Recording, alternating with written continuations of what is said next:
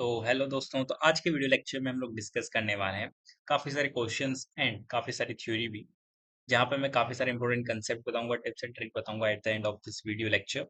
And हम लोग इस पहले क्वेश्चन को देखते हैं। ठीक है, इसमें 15 क्वेश्चन रहेंगे और कुछ क्वेश्चंस हैं जिसमें एक्चुअल में क्या कंसेप्चुअली थोड़े से इनकरेक्ट हैं। उन क्वेश्चंस को हम लोग यहाँ पे ड्रॉप करेंगे। ठीक है, तो सबसे पहला क्वेश्चन यहाँ पे हमारे पास है। कोई दो साइकिलिस्ट है, ठीक है, अभिजीत एंड वानी, जो कि मूव करते हैं अपोजिट डायरेक्शन में। तो यहाँ पे अभिजीत एंड वानी को मैंने ए एंड बी से रिप्रेजेंट किया है, जो कि अपोजिट डायरेक्शन में मूव कर रहे हैं। ठीक है, तो यहाँ पे देखा अभिजीत जो है मूव करता है विद कांस्टेंट स्पीड। ठीक है, तो यानी कि अगर मैं इसकी किसी भी ट्रेजेक्टरी पे किसी भी पॉइंट पे अगर उसकी स्पीड देखूं, ठीक है, speed is the magnitude of the velocity, right. तो उसका जो मैग्नीट्यूड है, वेलोसिटी का जो मैग्नीट्यूड है वो कांस्टेंट रहेगा। ठीक है, अभिजीत के लिए। तो यानी कि यहाँ पे मेरे पास यू क्या है, कांस्टेंट है फॉर अभिजीत। देन हमारे पास जो वाणी है, ठीक है, तो उसका जो कांस्टेंट एक्सेलरेशन है और वो इनिशियली रेस्ट पे थी। तो यानी कि इसका यू तो जीरो है। ठीक है, एंड हमारे पास इसका क्या है, एक्सेलरेशन इज कांस्टेंट। इतनी सी बात क्लियर है।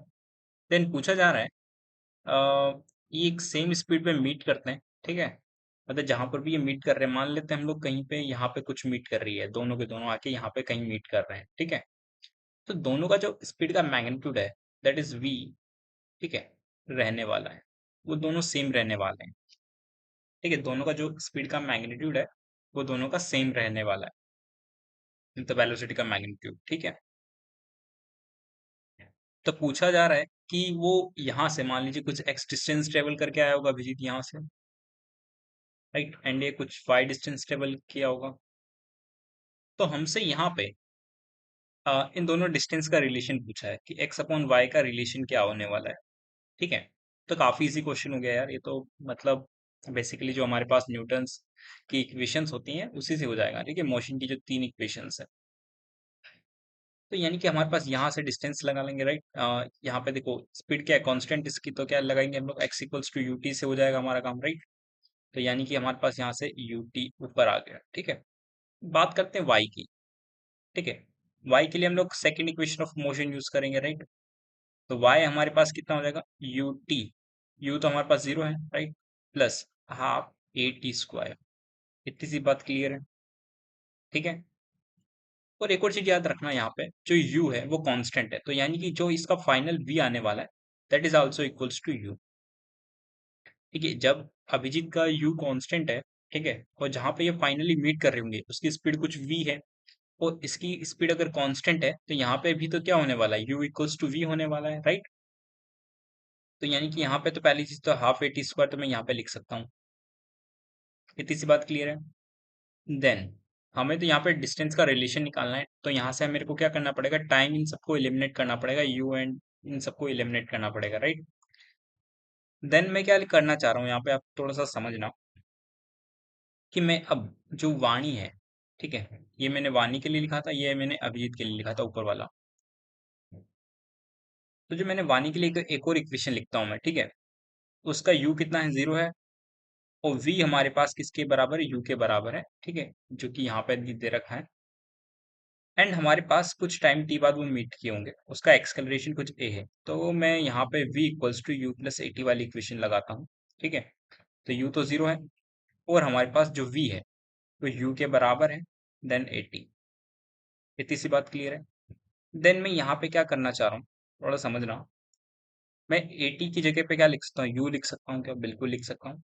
तो you T upon half T into A T.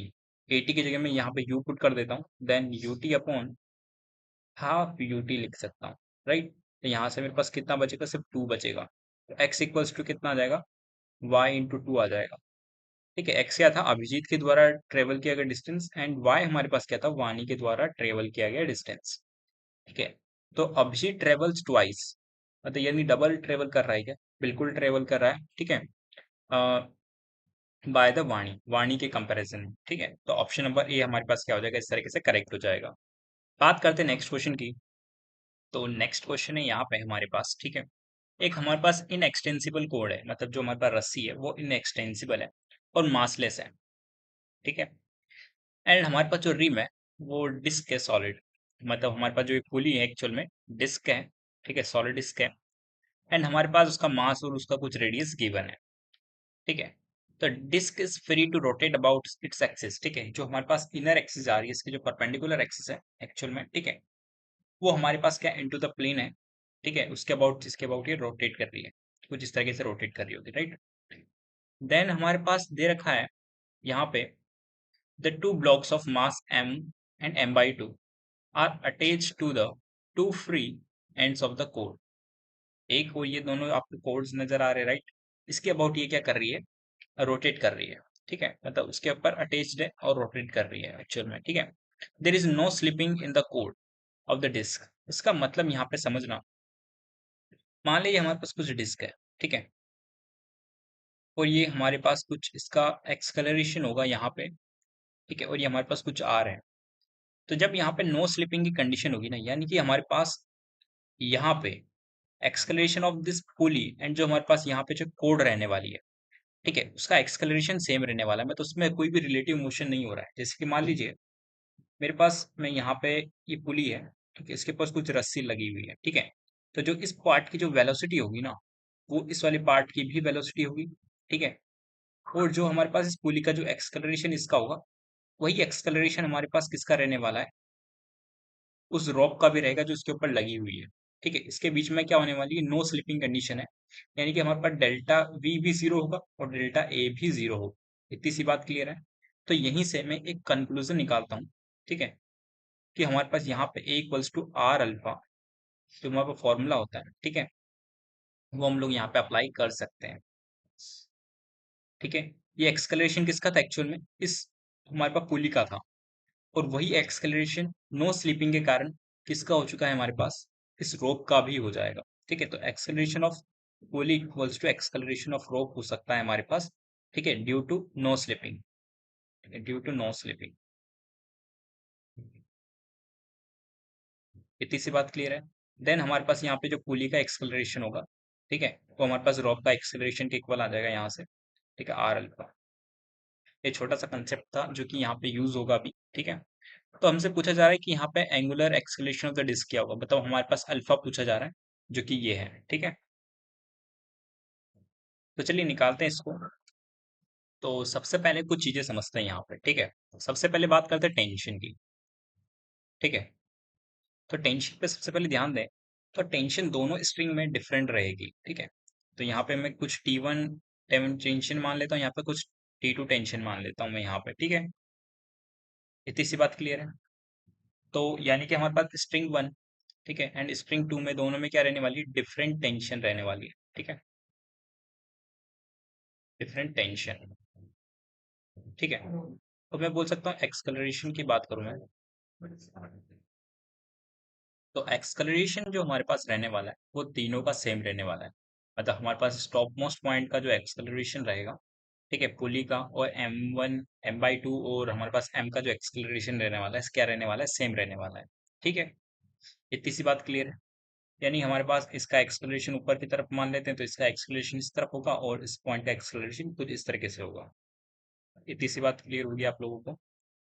Then हम लोग बात करते हैं यहाँ पे कि कुछ इक्वेशंस लिखेंगे, जो बेसिक इक्वेशंस है, जो कि आप लोगों को पता रहेगी, ठीक है। तो सबसे पहले मैं इस m/2 ब्लॉक पे बनाता हूँ, ठीक है, m/2 ब्लॉक के लिए इक्वेशन, जिसपे टेंशन T1 ऊपर की तरफ लग रही है, एंड हमारे पास इसका m/2 g, जो हमारे पास ग्रेविटेशनल फोर्स होगा वो डाउनवर्ड लग रहा होगा, और उसका कुछ सर्टेन एक्सलेशन है, दैट इज ए, ठीक है। एक इक्वेशन इसके लिए बनाऊंगा मैं। सेकंड इक्वेशन मैं बनाऊंगा इस एम वाले ब्लॉक के लिए, ठीक है, जिसपे T2 टेंशन ऊपर की तरफ लग रही है, ठीक है, एम जी इस पे नीचे की तरफ लग रहा है, एंड इसका एक्सलेशन कुछ इस तरफ है, ठीक है। थर्ड इक्वेशन मैं लिखूंगा इसके लिए पुली के लिए, ठीक है, इसका कुछ रेडियस आर है, इसके ऊपर कुछ हमारे पास एक्सलेशन ए है, ठीक है। तो इसका अल्फा कितना आ जाने वाला है, ए इक्वल्स टू आर अल्फा से, ठीक है, अल्फा हमारे पास आ चुका है A/R, ठीक है। देन मैं यहाँ पे एक और इक्वेशन लिखूंगा, ठीक है, इसी पुली के लिए, कुछ इस तरीके से, ठीक है। इसके पे कुछ T1 टेंशन इधर लग रही है, कुछ T2 टेंशन इधर लग रही है, ठीक है। और इसका कुछ अल्फा इधर की तरफ है, तो मैं torque equals to I alpha लिख सकता हूँ, राइट। तो torque equals to I alpha. इतनी सी बात क्लियर है। देन मैं यहाँ पे क्या कर रहा हूँ, टॉर्क की वैल्यू निकालने की कोशिश कर रहा हूँ। तो मेरे पास यहाँ पे T2 is greater than T1, ठीक है। मैंने क्योंकि अल्फा की डायरेक्शन जो मानी हुई है वो उसमें उसके अकॉर्डिंग T2 बड़ा है T1 से। तो T2 इंटू आर, ठीक है। इसका टॉर्क कुछ इस तरफ होगा, राइट। आप लोग अपना राइट हैंड से निकाल सकते हो, ठीक है। T2 into R minus T1 into R, ठीक है। ये मैंने टॉर्क निकाला है, ठीक है। ये अपोजिट डायरेक्शन में आएगा इसलिए माइनस का साइन लगाया है। इक्वल्स टू आई, हमारे पास डिस्क है, ठीक है, सॉलिड डिस्क है। तो इसका इनर्शिया कितना होता है, mr² by 2, right. mr² by 2 into alpha, इतना सा आप लोग लिख सकते हो, राइट। देन मैं यहाँ से, ठीक है, इस इक्वेशन को थोड़ा सा अंडरलाइन कर देता हूँ यहाँ पे।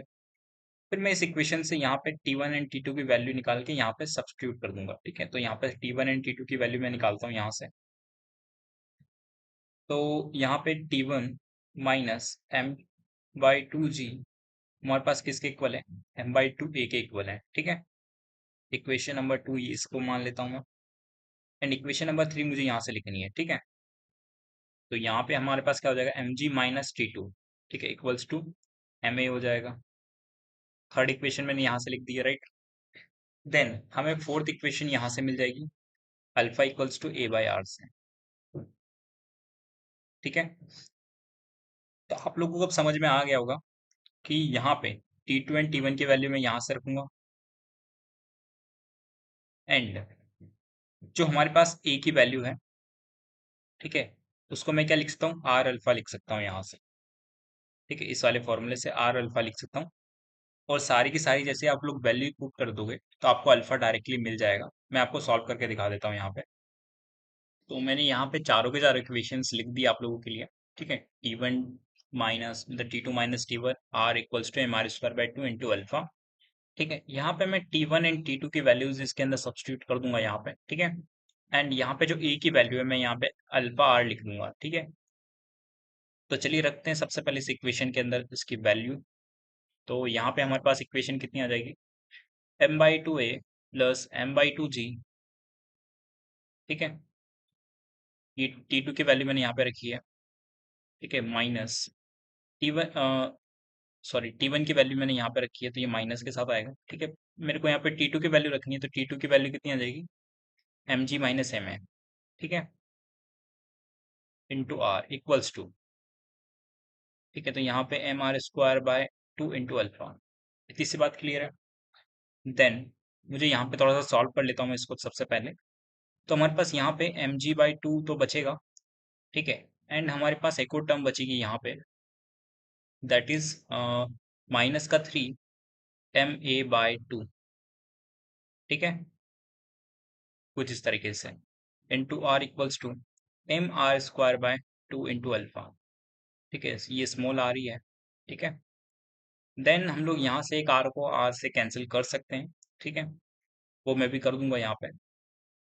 देन उससे पहले हम लोग कुछ चीजें समझते हैं यहाँ पे कि एक्चुअल में है क्या, ठीक है।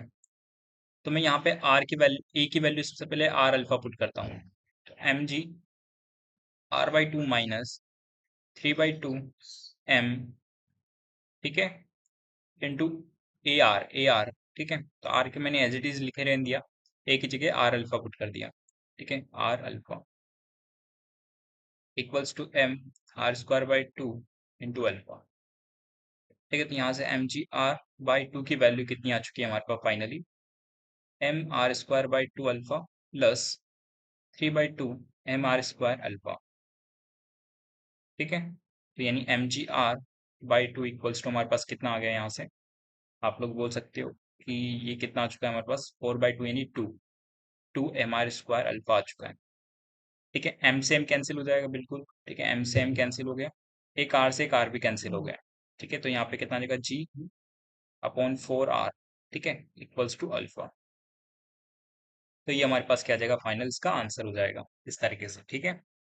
तो चलिए देख, तो ऑप्शन नंबर ए हमारे पास क्या हो जाएगा, इस तरीके से करेक्ट आंसर हो जाएगा इस क्वेश्चन का। बात करते हैं नेक्स्ट क्वेश्चन की। तो बात करते हैं नेक्स्ट क्वेश्चन। तो नेक्स्ट क्वेश्चन है हमारे पास यहाँ पे। ठीक है, ये वर्टिकल सर्कुलर मोशन से आया हुआ एक्चुअल में। ठीक है, तो यहाँ पे एक सॉलिड बॉब है। ठीक है, जिसकी डेंसिटी जो है वो ट्वाइस है as compare to the water. ठीक है, ये जो भी सिस्टम है हमारे पास वर्टिकल सर्कुलर मोशन हो रहा है, ये वाटर के अंदर हो रहा है। ठीक है, तो that is a quality of this question actual में।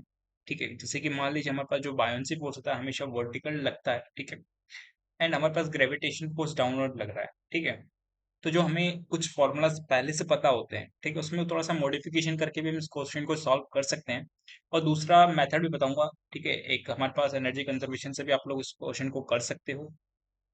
तीसरा मेथड तो नॉर्मल मेथड है, हम लोग इक्वेशंस बनाएंगे एंड देन सॉल्व करेंगे, वो सबसे भी आप लोग कर सकते हो। ठीक है, तो हम लोग यहाँ पे दो मेथड से करेंगे, एनर्जी कंजर्वेशन एंड द जो हमारे पास ट्रिक रहती है। ठीक है, जो भी फॉर्मूला रहता है थोड़ा सा मैनिपुलेशन करके उसको सॉल्व कर देंगे। तो यहाँ पे सबसे पहले बात करता हूँ डेंसिटी ऑफ बॉब। वो हमारे पास क्या है, twice the density of the water. इतनी सी बात क्लियर है। देन हमारे पास बॉब का कुछ ना कुछ सर्टन वॉल्यूम रहेगा। ठीक है, जो कि मैंने यहाँ पे बनाया है। ठीक है, डार्क ब्लैक से। ठीक है, और जो उसकी जो लोवेस्ट पॉइंट है उस पे जो वेलोसिटी है उसकी वी नोट है। ठीक है, और हमारे पास इन एक्सटेंसिबल स्ट्रिंग है जिसकी लेंथ एल है। ठीक है, और जो होल सेटअप है उसको हम लोगों ने वाटर फिल किया है टैंक के अंदर। ठीक है, एंड उसको कुछ हॉरिजॉन्टल वेलोसिटी दी है V naught at the lowest point of A. ठीक है, देन हमारे पास ये क्या बोलता है, semi circular trajectory in a vertical motion. मतलब वो यहाँ से ए से जब सी पे पहुंचा है, ठीक है, तो यानी कि हमारे पास the string become slack only when the bob reaches the top most point C. मतलब हमारे पास सी पे जाने के बाद वो क्या कर चुका है, अपनी रस्सी को स्लैक कर चुका है। मतलब उसकी रस्सी में टेंशन कितना हो चुका है, जीरो हो चुका है फाइनली। ठीक है, तो यहाँ पे टेंशन हमारे पास कुछ जीरो है।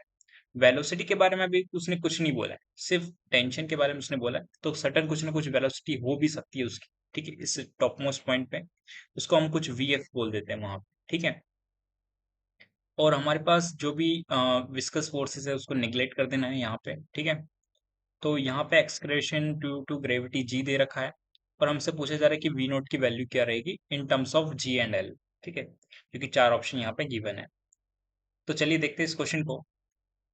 तो सबसे पहले बात करेंगे ए पॉइंट पे क्या हो रहा है एक्चुअल में। ठीक है, तो ए पॉइंट पे हमारे पास क्या क्या चीजें लग रही है। ठीक है, तो सबसे पहले इस पे कुछ एम जी फोर्स लग रहा होगा।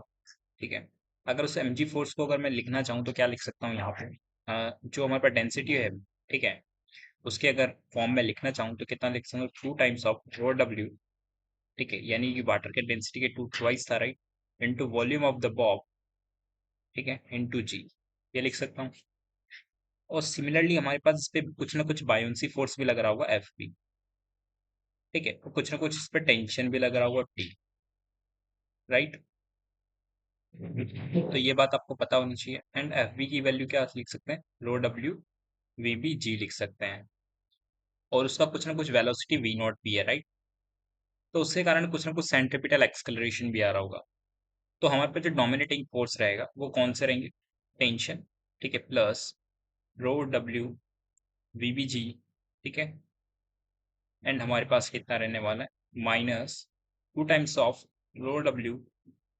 ठीक है, V B G equals to हमारे पास ये सेंटर की तरफ लगने वाला एक हमारे पास सेंट्रिपिटल फोर्स है, that is called M V square by, ठीक है, आर। ठीक है, तो that is M V square by R. Then हम अगेन यहाँ पे जो मास है, ठीक है, उसकी वैल्यू हम लोग क्या रखेंगे यहाँ पे, two rho W V B लिखेंगे। ठीक है, तो यहाँ पे मैं पुट कर देता हूँ इसकी वैल्यू। तो T plus rho W V B G minus. ठीक है, तो देखो ये वाली वैल्यू एंड ये वाली जो वैल्यू आप सब्ट्रैक्ट करेंगे तो सिर्फ यहाँ पे एक माइनस का साइन आ जाएगा, right. That is equals to M, M की वैल्यू क्या लिख सकता हूँ, two rho W V B. ठीक है, ये लिख सकता हूँ, and into V naught square by R. तो ए पॉइंट पे मैं ये सब चीजें लिख सकता हूँ। ठीक है, ये थोड़ी सी इक्वेशंस आपको लिखनी आनी चाहिए, इसका कुछ काम नहीं है, मैं आपको लिखना सिखा रहा हूँ ताकि आपको फ्यूचर में कोई प्रॉब्लम नहीं आए। ठीक है, सी पॉइंट पे मैं आपको बताता हूँ सी पॉइंट पे एक्चुअल में हो क्या रहा है। ठीक है, अभी ये रफ है, ठीक है। ये अभी क्वेश्चन सॉल्व करने का ये एक्चुअल में तरीका नहीं है, ठीक है, क्योंकि क्वेश्चन का इससे आंसर नहीं आएगा, क्योंकि टेंशन की वैल्यू आप लोग कैसे निकालोगे, ठीक है। टेंशन तो यहाँ पे कुछ गिवन ही नहीं है, या कोई आप दूसरा रिलेशन फाइंड करोगे तो वहाँ पे टेंशन चेंज रहेगी, तो यहाँ पे टेंशन अगर पूछता है तो आप ये इक्वेशन लिखेंगे, ठीक है। अगर आपसे टेंशन नहीं पूछा तो आप ये इक्वेशन क्यों लिखेंगे फालतू, ठीक है। बात करते हैं यहाँ पे पॉइंट सी पे, ठीक है। सी पे हमारे पास स्लेक हो चुका है, ठीक है। तो यानी कि अगर स्लैग हुआ है उसके अंदर, ठीक है, रस्सी के अंदर स्लैग हुआ है, ठीक है, तो यानी टेंशन हमारे पास कितना हो चुका होगा, जीरो हो चुका होगा। तो सेम इक्वेशंस में यहाँ पे भी लिखता हूँ, ठीक है, सी पॉइंट पे भी। तो सी पॉइंट के लिए मैं बात करूँ तो यहाँ पे कुछ हमारे पास उस पे कुछ न कुछ एफ बी फोर्स लग रहा होगा। अगेन हमारे पास सी पॉइंट पे कुछ न कुछ डाउनवर्ड एम जी फोर्स लग रहा होगा, ठीक है। टेंशन जीरो हो चुका है, उस बस सेंट्रीपिटल फोर्स कुछ इस डायरेक्शन में रहेगा अंदर की तरफ, यानी डोमिनेटिंग हमारे पास एम जी रहने वाला है, ठीक है। तो M G minus F B हमारे पास किसके बराबर रहेगा यहाँ पे, सेंट्रीपिटल फोर्स यानी M V naught square by R के बराबर रहेगा, ठीक है। अब देखो वी नोट नहीं आएगा यहाँ पे, कुछ ना कुछ यहाँ पे वी फाइनल स्पीड रहेगी, ठीक है। तो यहाँ पे वी एफ लिखूंगा, वी नोट मत लिखना, ठीक है, वी एफ आएगा, कुछ ना कुछ फाइनल वेलोसिटी आएगी, राइट। मैं यहाँ पे जस्ट वैल्यूज पुट कर देता हूँ यहाँ पे। तो एम की वैल्यू हमारे पास कितनी हो जाएगी, 2 टाइम्स ऑफ रो डब्ल्यू, ठीक है, वी बी जी हो जाएगी, राइट। देन हमारे पास यहाँ पे एफ बी की वैल्यू कितनी हो जाएगी, माइनस, ठीक है, rho W V B G, ठीक है, equals to M V final square by R. तो यहाँ से हमें वी फाइनल की वैल्यू तो मिल सकती है, ठीक है, क्योंकि हमें सारी चीजें नोन है, यहाँ पे टेंशन की कोई दिक्कत भी नहीं है, ठीक है। तो सबसे पहले इस वाली चीज को मैं हटा देता हूँ यहाँ से ताकि सॉल्व कर सकूँ। तो वहां से हम लोग डायरेक्टली लिख सकते हैं इसको सॉल्व करने के बाद, rho W V B G equals to M, ठीक है, जिसको हम लोग क्या लिख सकते हैं यहाँ पे, 2 times of rho W V B G लिख सकते हैं, राइट। तो यहाँ से हमारे पास V final square by R की वैल्यू आ जाएगी, ठीक है। देखो यहाँ पे जो आर है एक्चुअल में वो किसके बराबर है, एल के बराबर है। मैं अभी यहाँ पे लिख दूंगा, ठीक है, बाद में, ठीक है। अभी आदत थोड़ी वैसी पड़ी हुई है तो आर बेटर लगता है, ठीक है, लिखने में। तो यहाँ से ये टर्म्स कैंसिल हो जाएगी, देन हमारे पास r/2 इक्वल्स टू हमारे पास कितना आ जाएगा, वी फाइनल स्क्वायर आ जाएगा, ठीक है। एंड हमारे पास यहाँ पे जी वाली टर्म भी आएगी, क्योंकि जो हमारे पास जी है वो कैंसिल नहीं हुआ है, ठीक है। यहाँ पे जो जी वाली टर्म है वो कैंसिल नहीं होगी हमारे पास, ठीक है। तो GR/2 आ जाएगा हमारे पास यहाँ से। देन हमारे पास वी फाइनल कितना आ चुका है, अंडर रूट, ठीक है, GR/2। इतनी सी बात क्लियर है। इसको इक्वेशन नंबर 1 नाम दे देते हैं, ठीक है। तो अब हम लोग यहाँ पे निकालना चाह रहे हैं कि वी नोट की वैल्यू क्या रहेगी हमारे पास। तो हम लोग यहाँ पे कुछ एनर्जी कंजर्वेशन लगाएंगे ताकि हम लोग आगे सॉल्व कर सकें। तो मैं यहाँ पे साइड में वी फाइनल को लिख देता हूँ, ठीक है। कितना आ रहा है हमारे पास वी फाइनल, जी आर की वैल्यू हम लोग एल लिख देते हैं फाइनल यहाँ पे, GL/2, ठीक है। तो मुझसे यहाँ पे पूछा था वी नोट की वैल्यू क्या रहेगी, ठीक है। तो अब हमारे पास जो यहाँ पे मैंने सॉल्व किया इसका कुछ काम नहीं है, मैं थोड़ा सा इसको इरेज कर देता हूँ, आपको समझाता हूँ कि आगे कैसे प्रोसीड करना है, ठीक है। तो हमें क्या पता है कि वर्क एनर्जी थ्योरम से, ठीक है, जो work done bye all the forces होते हैं, ठीक है, चाहे वो कंजर्वेटिव और नॉन कंजर्वेटिव और स्यूडो फोर्स के द्वारा, किसी भी फोर्स के द्वारा अगर वर्क डन होता है वो हमारे पास चेंज इन काइनेटिक एनर्जी के बराबर होता है, राइट। तो यानी कि मैं सारे फोर्सेस का यहाँ पे वर्क डन लिखता हूँ। तो हमारे पास फोर्सेस कौन कौन से हैं, एक तो ग्रेविटेशनल फोर्स है, ठीक है, एक हमारे पास बायोन्सी फोर्स है, ठीक है, एंड हमारे पास थर्ड फोर्स है टेंशन, ठीक है, एंड हमारे पास कोई और फोर्स भी है क्या यहाँ पे। तो मैं बोलूंगा यार यहाँ पे मेरे को इन तीनों फोर्स के अलावा आई थिंक कुछ और फोर्स नजर आ तो नहीं रहा है यहाँ पे, ठीक है। तो मैं यहाँ पे, ठीक है, उन्हीं फोर्सेस को यहाँ पे कंसिडर करता हूँ, ठीक है। तो चलिए देखते हैं। सबसे पहले बात करता हूँ मैं ग्रेविटेशनल फोर्स के द्वारा वर्क डन की। तो फोर्स लग रहा है डाउनवर्ड और डिस्प्लेसमेंट ऊपर की तरफ। तो यानी कि हमारे पास यहाँ पे देखो, फोर्स की जो डायरेक्शन है वो कांस्टेंट है, फोर्स की डायरेक्शन चेंज नहीं हो रही है, ठीक है। और फिर हम लोग डिस्प्लेसमेंट को कंसिडर कर लेंगे, राइट। तो एम जी फोर्स हमेशा नीचे की तरफ लग रहा है और डिस्प्लेसमेंट इस पॉइंट से इस पॉइंट की तरफ हुआ है, यानी ए से सी की तरफ हुआ है। तो डिस्प्लेसमेंट हमारे पास कितना है, 12 है, ठीक है। तो एम जी इंटू 12 हमारे पास क्या हो जाएगा, नेगेटिव में इसलिए लिया क्योंकि फोर्स डाउनवर्ड है और डिस्प्लेसमेंट ऊपर की तरफ हुआ है, ठीक है। तो जो हमारे पास थीटा है इन दोनों के बीच में वो कितना है, ठीक है, वो हमारे पास कितना है, 180 डिग्री है, इसलिए cos 180 क्या होता है, -1 होता है, दैट इज माइनस। देन हम लोग बात करते हैं, ठीक है, बायोंसी फोर्स की। बायोंसी फोर्स अपवर्ड लग रहा है और डायरेक्शन उसकी कांस्टेंट है, तो हम लोग डायरेक्टली निकाल सकते हैं कि उसका डिस्प्लेसमेंट कितना हुआ, राइट। तो यानी कि हमारे पास एफ बी फोर्स ऊपर की तरफ है और उसका डिस्प्लेसमेंट हमारे पास 12 है, राइट। तो यानी कि मैं डायरेक्टली यहां से लिख सकता हूँ पॉजिटिव में एफ बी इंटू 12, राइट। तो दैट इज हमारे पास क्या हो जाएगा, इसका वर्क डन हो जाएगा, ठीक है। बात करते हैं टेंशन फोर्स की। टेंशन फोर्स हमारे पास डायरेक्शन चेंज कर रहा है पर सेकेंड। देखो, इसकी पहले डायरेक्शन ऐसी थी, इसकी डायरेक्शन कुछ ऐसी थी, इसकी डायरेक्शन कुछ ऐसी थी, ठीक है। और जो उसका डिस्प्लेसमेंट है उस टेंशन के बीच में हमेशा हर पॉइंट पे 90 डिग्री एंगल है, ठीक है। तो इसका मतलब इसका जो टेंशन का जो वर्क डन आने वाला है वो कितना आने वाला है, 0 आने वाला है। तो यहाँ पे अब हम लोग फाइनल लिखेंगे चेंज इन काइनेटिक एनर्जी। तो हमारे पास final kinetic energy minus initial kinetic energy लिखनी होती है चेंज इन काइनेटिक एनर्जी में, राइट। तो हाफ एम वी फाइनल हमारे पास निकाल चुका हूं मैं पहले ही, ठीक है, और उसका स्क्वायर करना है, ठीक है। तो यानी कि जी एल बाई टू हो जाएगा फाइनली यहाँ पे। इतनी सी बात क्लियर है। देन माइनस हाफ एम, जो हमें वी नोट स्क्वायर है वो यहाँ पे मैं एज इट इज लिख दूंगा, और वी नोट की वैल्यू तो मुझे एक्चुअल में फाइंड करनी है यहाँ पे, ठीक है। तो बस मैं यहाँ पे एम और एफ बी की वैल्यूज पुट कर दूंगा और उसको सॉल्व करूंगा और मेरा आंसर आ जाएगा। तो यहाँ पे सबसे पहले हम लोग एम की वैल्यूज पुट कर देते हैं सारे के सारे, ठीक है। और एफ बी की वैल्यूज पुट करने के बाद हम लोग क्या करेंगे, इसको सॉल्व करेंगे। तो सबसे पहले माइनस का, ठीक है, 2 रो डब्ल्यू वी, ठीक है, इसकी वैल्यू हो जाएगी देन जी इंटू 12, ठीक है, प्लस रो डब्ल्यू, ठीक है, वी जी इंटू 12, ठीक है, ये हमारे पास वैल्यू आ चुकी है, इक्वल्स टू हाफ, ठीक है। एम की वैल्यू मैं क्या लिख सकता हूँ यहाँ पे, टू ट्वाइस, ठीक है, ट्वाइस रहती है, ठीक है। तो यानी कि हम लोग यहाँ पे ट्वाइस लिख देंगे इस तरीके से, जी एल बाई टू, ठीक है। एंड हम लोग यहाँ से ऐसा करते हैं कि हाफ एम कॉमन ले लेता हूँ मैं यहाँ से, ठीक है, दोनों तरफ। तो जो भी हमारे पास टर्म बच रही है मैं इसको अंदर लिख देता हूँ, that is equals to V naught square. इतनी सी बात क्लियर है, ठीक है। थोड़ा सा कैलकुलेशन को मैंने शॉर्ट कर दिया यहाँ पे, ताकि आप लोग बार बार चीजें ना लिख के स्पेस को कवर करें। तो यानी कि मैं यहाँ पे सिंपल तरीका अप्लाई करूंगा काटने का यहाँ पे एक्चुअल में, ठीक है। तो यानी कि मैं यहाँ पे टू रो वी को यहाँ पे क्या करता हूँ, काट देता हूँ, ठीक है, हर तरफ से, ठीक है। तो टू रो यहाँ, टू रो वी हमारे पास कैंसिल हो चुका है, ठीक है। यहाँ पे भी हमारे पास टू रो भी कैंसिल हो चुका है। जो बाकी टर्म बची है मैं वो सिंपल लिख देता हूँ यहाँ पे। कितना बचा, टू जी एल यहाँ पे बचा, ठीक है, और जी एल हमारे पास यहाँ पे बचेगा इक्वल्स टू, ठीक है, हाफ मेरे पास बाहर बचा हुआ है, और हमारे पास जी एल बाई टू इधर अंदर की तरफ माइनस वी नोट स्क्वायर कुछ इस तरीके से बचा हुआ है। तो इतना सा मैंने यहाँ पे काम किया है, ठीक है।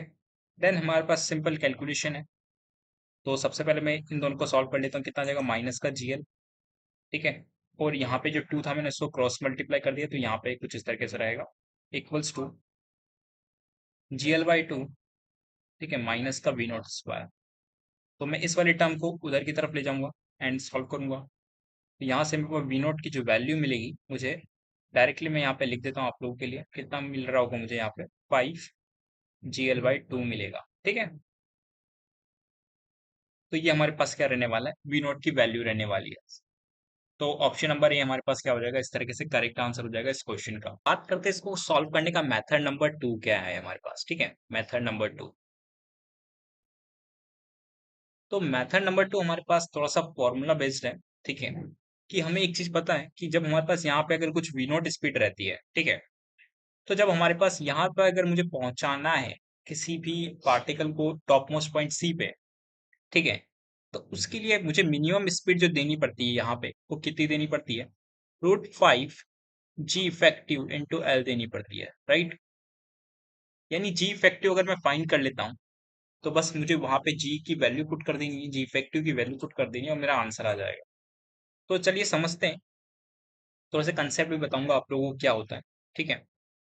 यहाँ पे समझना, अगर हमारे पास ये कोई सर्कल है, ठीक है, जिसमें हमारे पास सर्कुलर मोशन हो रहा है वर्टिकल के अंदर, उसके अंदर जी हमेशा डाउनवर्ड लग रहा है, राइट।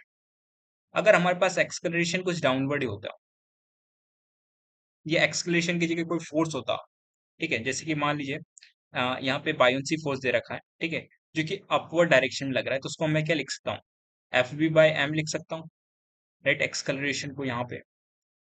अगर हमारे पास इस तरीके से है, तो हम लोग उस कंडीशन में जी इफेक्टिव की वैल्यू क्या लिखेंगे, ठीक है, जी माइनस ए लिखेंगे, राइट, यही लिखेंगे। तो यहाँ पे जी की वैल्यू क्या है हमारे पास, जी है, और ए की वैल्यू क्या है हमारे पास, ए की वैल्यू मुझे निकालनी पड़ेगी एफ बी बाई एम करके। तो एफ बी हमारे पास क्या है, बायोंसी फोर्स है, राइट, तो बायोंसी फोर्स की वैल्यू कितनी होती है, रो डब्ल्यू जी वी होती है, राइट। एंड हमारे पास यहाँ पे मास कितना है, vice of rho W G है, रो डब्ल्यू वी है, सॉरी, ठीक है। तो यहाँ से हमारे पास जी बाई टू क्या आ जाएगा, उसका एक्सलेशन आ जाएगा। तो यहाँ पे मुझे सिंपल जी बाई टू लिख देना था, और जी इफेक्टिव की वैल्यू हमारे पास कितनी आ चुकी है, जी बाई टू आ चुकी है। इतनी सी बात क्लियर है। और मुझे यहाँ पे मिनिमम वी नोट की वैल्यू कितनी देनी पड़ेगी, ताकि मैं यहाँ पे पहुंचा सकूं। तो उसकी वैल्यू कितनी होती है हमारे पास, √5 जी इफेक्टिव इंटू एल होती है, राइट। तो यहाँ से मैं डायरेक्टली लिख सकता था into G by two into L, ठीक है। तो यहाँ पे हमारे पास वैल्यू आ जाएगी directly √5 ji L by two, ठीक है। तो इस वी नोट को यहाँ तक पहुंचाने के लिए, ठीक है, टॉप मोस्ट पॉइंट पे पहुंचाने के लिए हमें वी नोट की स्पीड कितनी रखनी पड़ती है, √5 जी एल रखनी पड़ती है। तो यहाँ पे हमारे पास डायरेक्टली आंसर आ चुका है, ठीक है। और एक और चीज समझना है यहाँ पे, कि जो हमारे पास टॉप मोस्ट जो पॉइंट रहता है, उस पर सबसे मिनिमम टेंशन रहती है, और जो हमारे पास लोवेस्ट पॉइंट रहता है, उस पर सबसे मैक्सिमम टेंशन रहती है, अगर हमारे पास सारे के सारे फोर्सेस वर्टिकल लग रहे हैं। मतलब हमारे पास जो चीफ एक्टिव के अंदर जो फोर्सेस लग रहे हैं, अगर वर्टिकल लग रहे हैं। अगर हमारे पास कुछ एडवांस केसेस होते हैं, अगर मान लीजिए हमारे पास जी तो डाउनवर्ड है, बट एक्सकलरेशन हमारे पास किसी थीटा एंगल पे हो रहा होता, तो उस कंडीशन में हमारे पास टी मैक्सिमम टी मिनिमम की कंडीशन क्या होती। अगर आपसे कोई पूछ ले तो कैसे निकालते हैं, मैं आपको थोड़ा सा समझाता हूँ डिटेल में। तो यहाँ पे हमारे पास डाउनवर्ड तो जी लगा हुआ है, ठीक है, और जो हमारे पास एक्सप्लोरेशन है, वो हर पॉइंट पे, हर ट्रेजेक्टरी के पॉइंट पे, मतलब हर इस पॉइंट पे भी, इस पॉइंट पे भी और इस पॉइंट पे भी उसकी फोर्स की डायरेक्शन चेंज नहीं हो रही है, ठीक है। और तो उसका एक्सलेशन में डायरेक्टली लिख सकता हूँ, राइट, उसका एक्सलेशन कुछ इस डायरेक्शन में हो रहा है हमारे पास, ठीक है, इसके और इसके बीच में कुछ थीटा एंगल है, राइट। तो यानी कि हमारे पास पूछा जा रहा है कि टी मैक्सिमम और टी मिनिमम वाला पॉइंट कौन सा होगा इस ट्रेजेक्टरी के अंदर, ठीक है। तो हमें एक चीज समझ में आनी चाहिए, जैसे कि मान लीजिए जी हमारे पास ये था और एक्सकलेशन कुछ इस डायरेक्शन में था, या फिर जी कुछ इस डायरेक्शन में था, एक्सकलेशन कुछ इस डायरेक्शन में था, और जहां पे जी ग्रेटर देन एक्सकलेशन से, उस कंडीशन में जो हमारे पास लोवेस्ट पॉइंट रहता है वहां पे टी मैक्सिमम होता है, और जो हमारे पास टॉप मोस्ट पॉइंट होता है टी मिनिमम रहता है, ठीक है। यानी जो एक्सकलरेशन की जो नेट डायरेक्शन रहती है, ठीक है, उस तरफ हमारे पास टेंशन बढ़ती है, और उसके अपोजिट डायरेक्शन में टेंशन घटती है, ठीक है। तो मैं यहाँ पे क्या करता हूँ, नेट एक्सकलरेशन निकालूंगा इन दोनों का। इसी बात क्लियर है। तो मान लेते हैं इन दोनों का नेट एक्सकलरेशन आप लोग निकालते हो, तो जी हमारे पास डाउनवर्ड था, ठीक है। इस एक्सकलरेशन का एक कॉम्पोनेंट इधर आएगा, कितना आ जाएगा, ए साइन थीटा, और एक कॉम्पोनेंट इधर आएगा ए कॉस थीटा, ठीक है। तो यहाँ से हम लोग एक नया फाई निकालेंगे, ठीक है। तो पाई कितना आ जाएगा हमारे पास, टेन इनवर्स, ठीक है, ए साइन थीटा अपॉन जी प्लस ए कॉस थीटा, ठीक है। तो यानी कि हमारे पास यहाँ पे कहीं ना कहीं फाई आ रहा होगा एंगल, ठीक है, इस एंगल को कुछ फाई बोल देता हूँ। तो जो ये वाला पॉइंट है ना, मैं यहाँ पे एक और बार हाईलाइट करता हूँ आप लोगों के लिए, ये वाला जो पॉइंट है जहाँ पे हमारे पास फाई एंगल की जो लाइन इंटरसेक्ट कर रही होगी सर्कल को, वहां पे टी मैक्सिमम होगा इस बार, ठीक है। और जो इसका अपोजिट पॉइंट रहेगा यहाँ पे कहीं पे, वहां पे टी मिनिमम देखने को मिलने वाला है, ठीक है। और हमारे पास यहाँ पे अगर मैं इस बार वी नोट स्पीड देता हूँ, तो मुझे यहाँ तक पहुंचाने के लिए सेम फॉर्मूला अप्लाई कर सकता हूँ मैं, कि कितनी स्पीड देनी पड़ेगी, √5 G effective into L. Same formula also valid for this condition, ठीक है। वो यहाँ पे हमारे पास वी फाइनल की वैल्यू क्या रहेगी, आप लोग डायरेक्टली कैलकुलेट भी कर सकते हो, कितनी रहती है उसकी वैल्यू? राइट, हमारे पास कितनी रहती है? डायरेक्ट जीएल रहती है।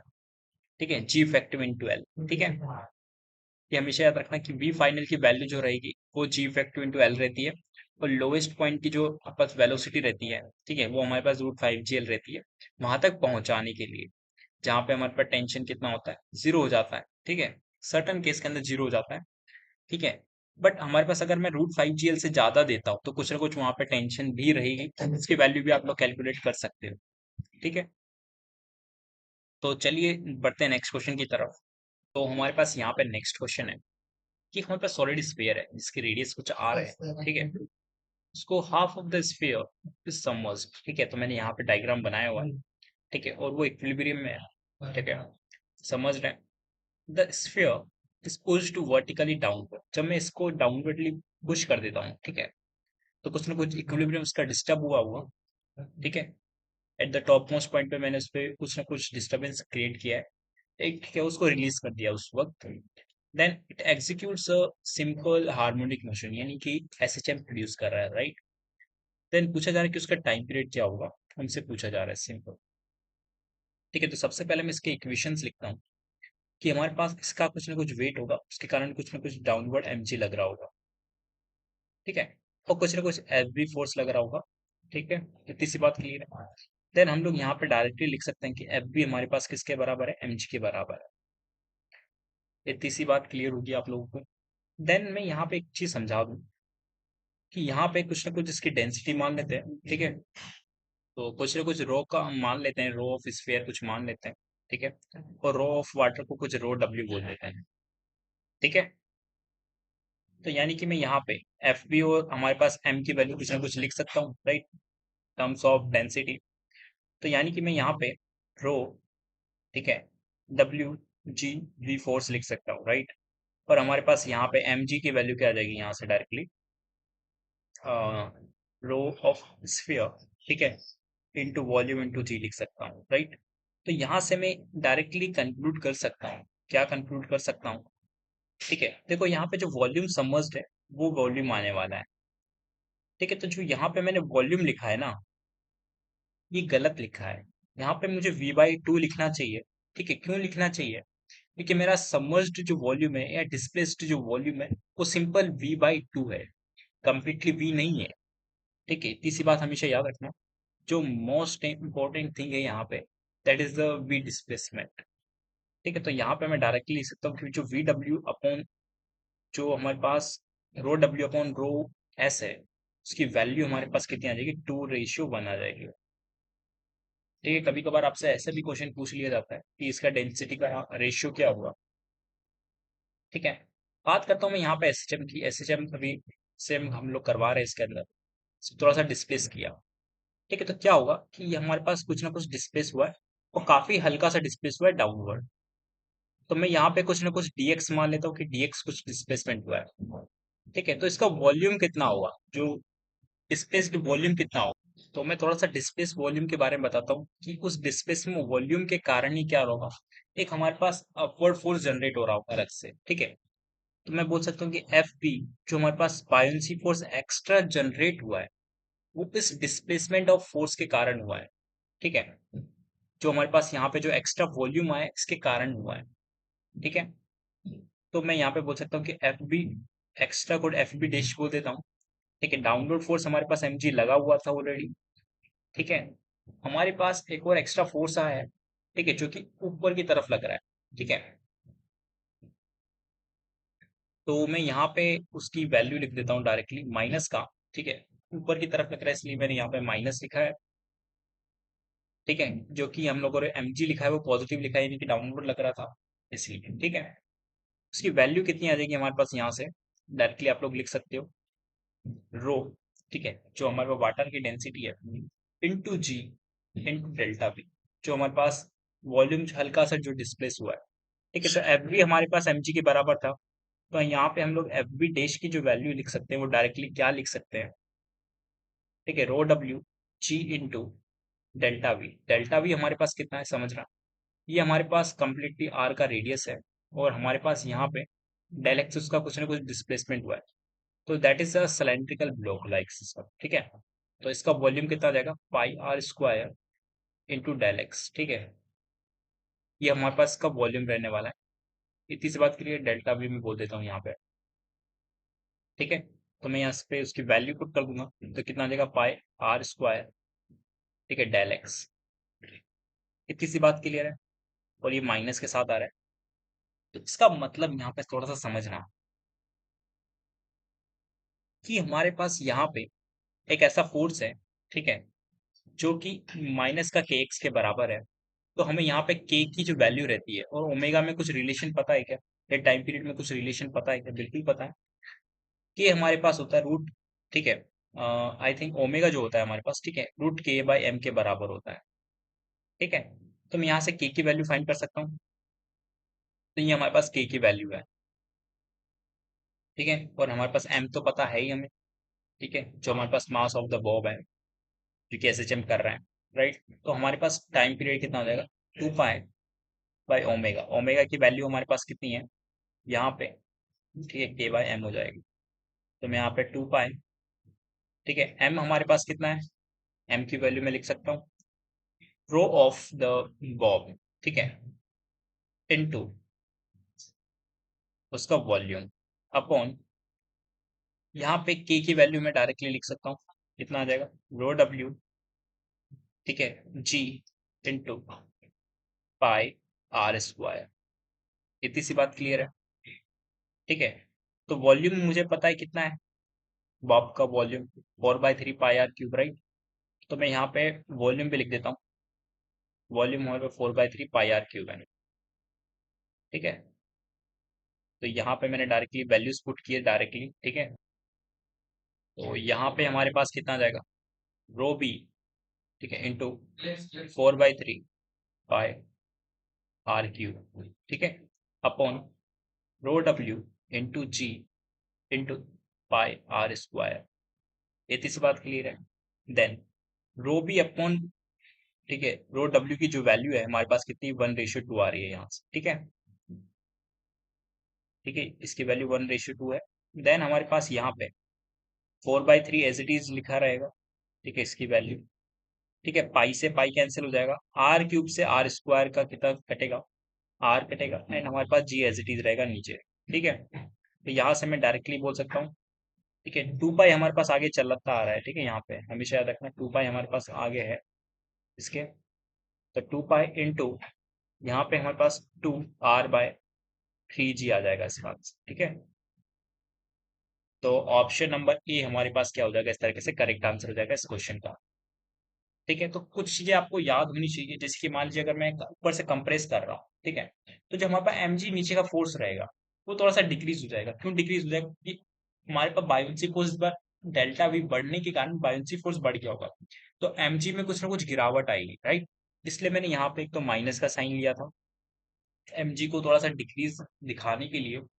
ठीक है, mg में कुछ ना कुछ, mg तो एज इट इज है, बट उसका जो डाउनवर्ड फोर्स था वो थोड़ा सा डिक्रीज हो जाएगा, क्योंकि आपने डेल्टा भी बढ़ा दिया है, राइट। तो उसके बायोन्सी फोर्स क्या हो जाएगा, इंक्रीज हो जाएगा, तो mg में थोड़ा सा कमी आ जाएगा एक तरीके से। ठीक है, डाउनवर्ड फोर्स में थोड़ा सा कमी आ जाएगा, दैट इज माइनस साइन से मैंने यहाँ दर्शाया। ठीक है, F B M G cancel हो गए, क्योंकि हमारे पास यहाँ पे मैंने लिखा था एट इक्विलिब्रियम की कंडीशन पे, राइट। एफ बी डैश जो हमारे पास एक्स्ट्रा फोर्स आया था, ठीक है, जो कि रिस्पॉन्सिबल था हमारे पास एच एच एम के लिए। ठीक है, उसकी मैंने यहाँ पे वैल्यूज रखी है और एज इट इज सॉल्व किया है। तो ऑप्शन नंबर ये हमारे पास करेक्ट आया है इसके तरीके से। बात करते हैं नेक्स्ट क्वेश्चन की, तो बात करते हैं इस क्वेश्चन की। ठीक है, तो मैं कुछ चीजें आपको बताऊंगा थर्मोडायनेमिक्स के बारे में, जो कि आप लोगों का थोड़ा सा माइंड सेट थोड़ा सा ओपन कर देगी। ठीक है, तो सबसे पहले बात करते हैं, यहाँ पे देखिए कि ये जो हमारे पास क्या है, एक तरह का सिस्टम है। ठीक है, और ये हमारे पास क्या कहलाती है, पी गैस कहलाती है, जो इसके अंदर फिल रहती है। ठीक है, और ये हमारे पास कहलाती है पी एक्सटर्नल। इतनी सी बात क्लियर है। तो हमारे पास एक चीज समझना, केमिस्ट्री और हमारे पास फिजिक्स में क्या डिफरेंस आते हैं। ठीक है, एक चीज समझना, हम लोग केमिस्ट्री में गैस की बात करते हैं। ठीक है, केमिस्ट्री में हम लोग गैस की बात करते हैं, और हमारी चीजें बनाने के लिए, सिंपल बनाने के लिए हम ऐसा पैरामीटर चूज करते हैं जो कि हमारे पास चेंज नहीं हो रहा होता टाइम के साथ। इतनी सी बात क्लियर है। और हमारे पास फिजिक्स की बात करो तो हम सिस्टम की बात करते हैं। ठीक है, तो सबसे पहले बात करता हूँ मैं work done by the gas, ठीक है। और हमारे पास यहाँ पे फिजिक्स में रहता है work done by the system, ठीक है। तो दोनों में क्या डिफरेंस आता है थोड़ा सा समझते हैं, ठीक है। उससे पहले मैं आपको चीजें बता देता हूँ, एक और चीज बताता हूँ कि रिवर्सिबल एंड इरिवर्सिबल में क्या डिफरेंस है, ठीक है। रिवर्सिबल में क्या होता है, जो हमारे पास जो पी एक्सटर्नल फोर्स रहता है और जो हमारे पास पी गैस का जो फोर्स रहता है वो दोनों बराबर होते हैं रिवर्सिबल प्रोसेस में, ईच एंड एवरी स्टेप में, ठीक है। इतनी सी बात क्लियर है। पर हमारे पास कोई भी इरिवर्सिबल प्रोसेस है, ठीक है। इरिवर्सिबल जो प्रोसेस है, ठीक है, उसमें हमारे पास जो पी एक्सटर्नल होता है वो हमारे पास कांस्टेंट रहता है। इतनी सी बात क्लियर है आप लोगों को। अगर आपको ये चीजें पता है ना, तो आप लोग कंसेप्ट समझ सकते हो कि केमिस्ट्री और फिजिक्स में ऐसा क्यों किया गया होगा, कि ऐसा फॉर्मूला ही क्यों बनाया, ठीक है। कई बार आपको कंफ्यूजन होती है ना, वो कंफ्यूजन आज आपकी क्लियर हो जाएगी। अब मुझे एक चीज बताना, मुझे एक वर्क डन लिखना है किसी भी सिस्टम का या किसी भी केस का, तो मैं कांस्टेंट पैरामीटर चूज करता हूँ क्योंकि चेंज ही नहीं हो रहा है, ठीक है। तो मैं क्या करूंगा, यहाँ पे समझना, केमिस्ट्री की बात करूं मैं, चाहे रिवर्सिबल प्रोसेस हो या इरिवर्सिबल प्रोसेस हो, जो वर्क डन लिखा जाएगा वो लिखा जाएगा पी एक्सटर्नल, ठीक है, डेल्टा वी।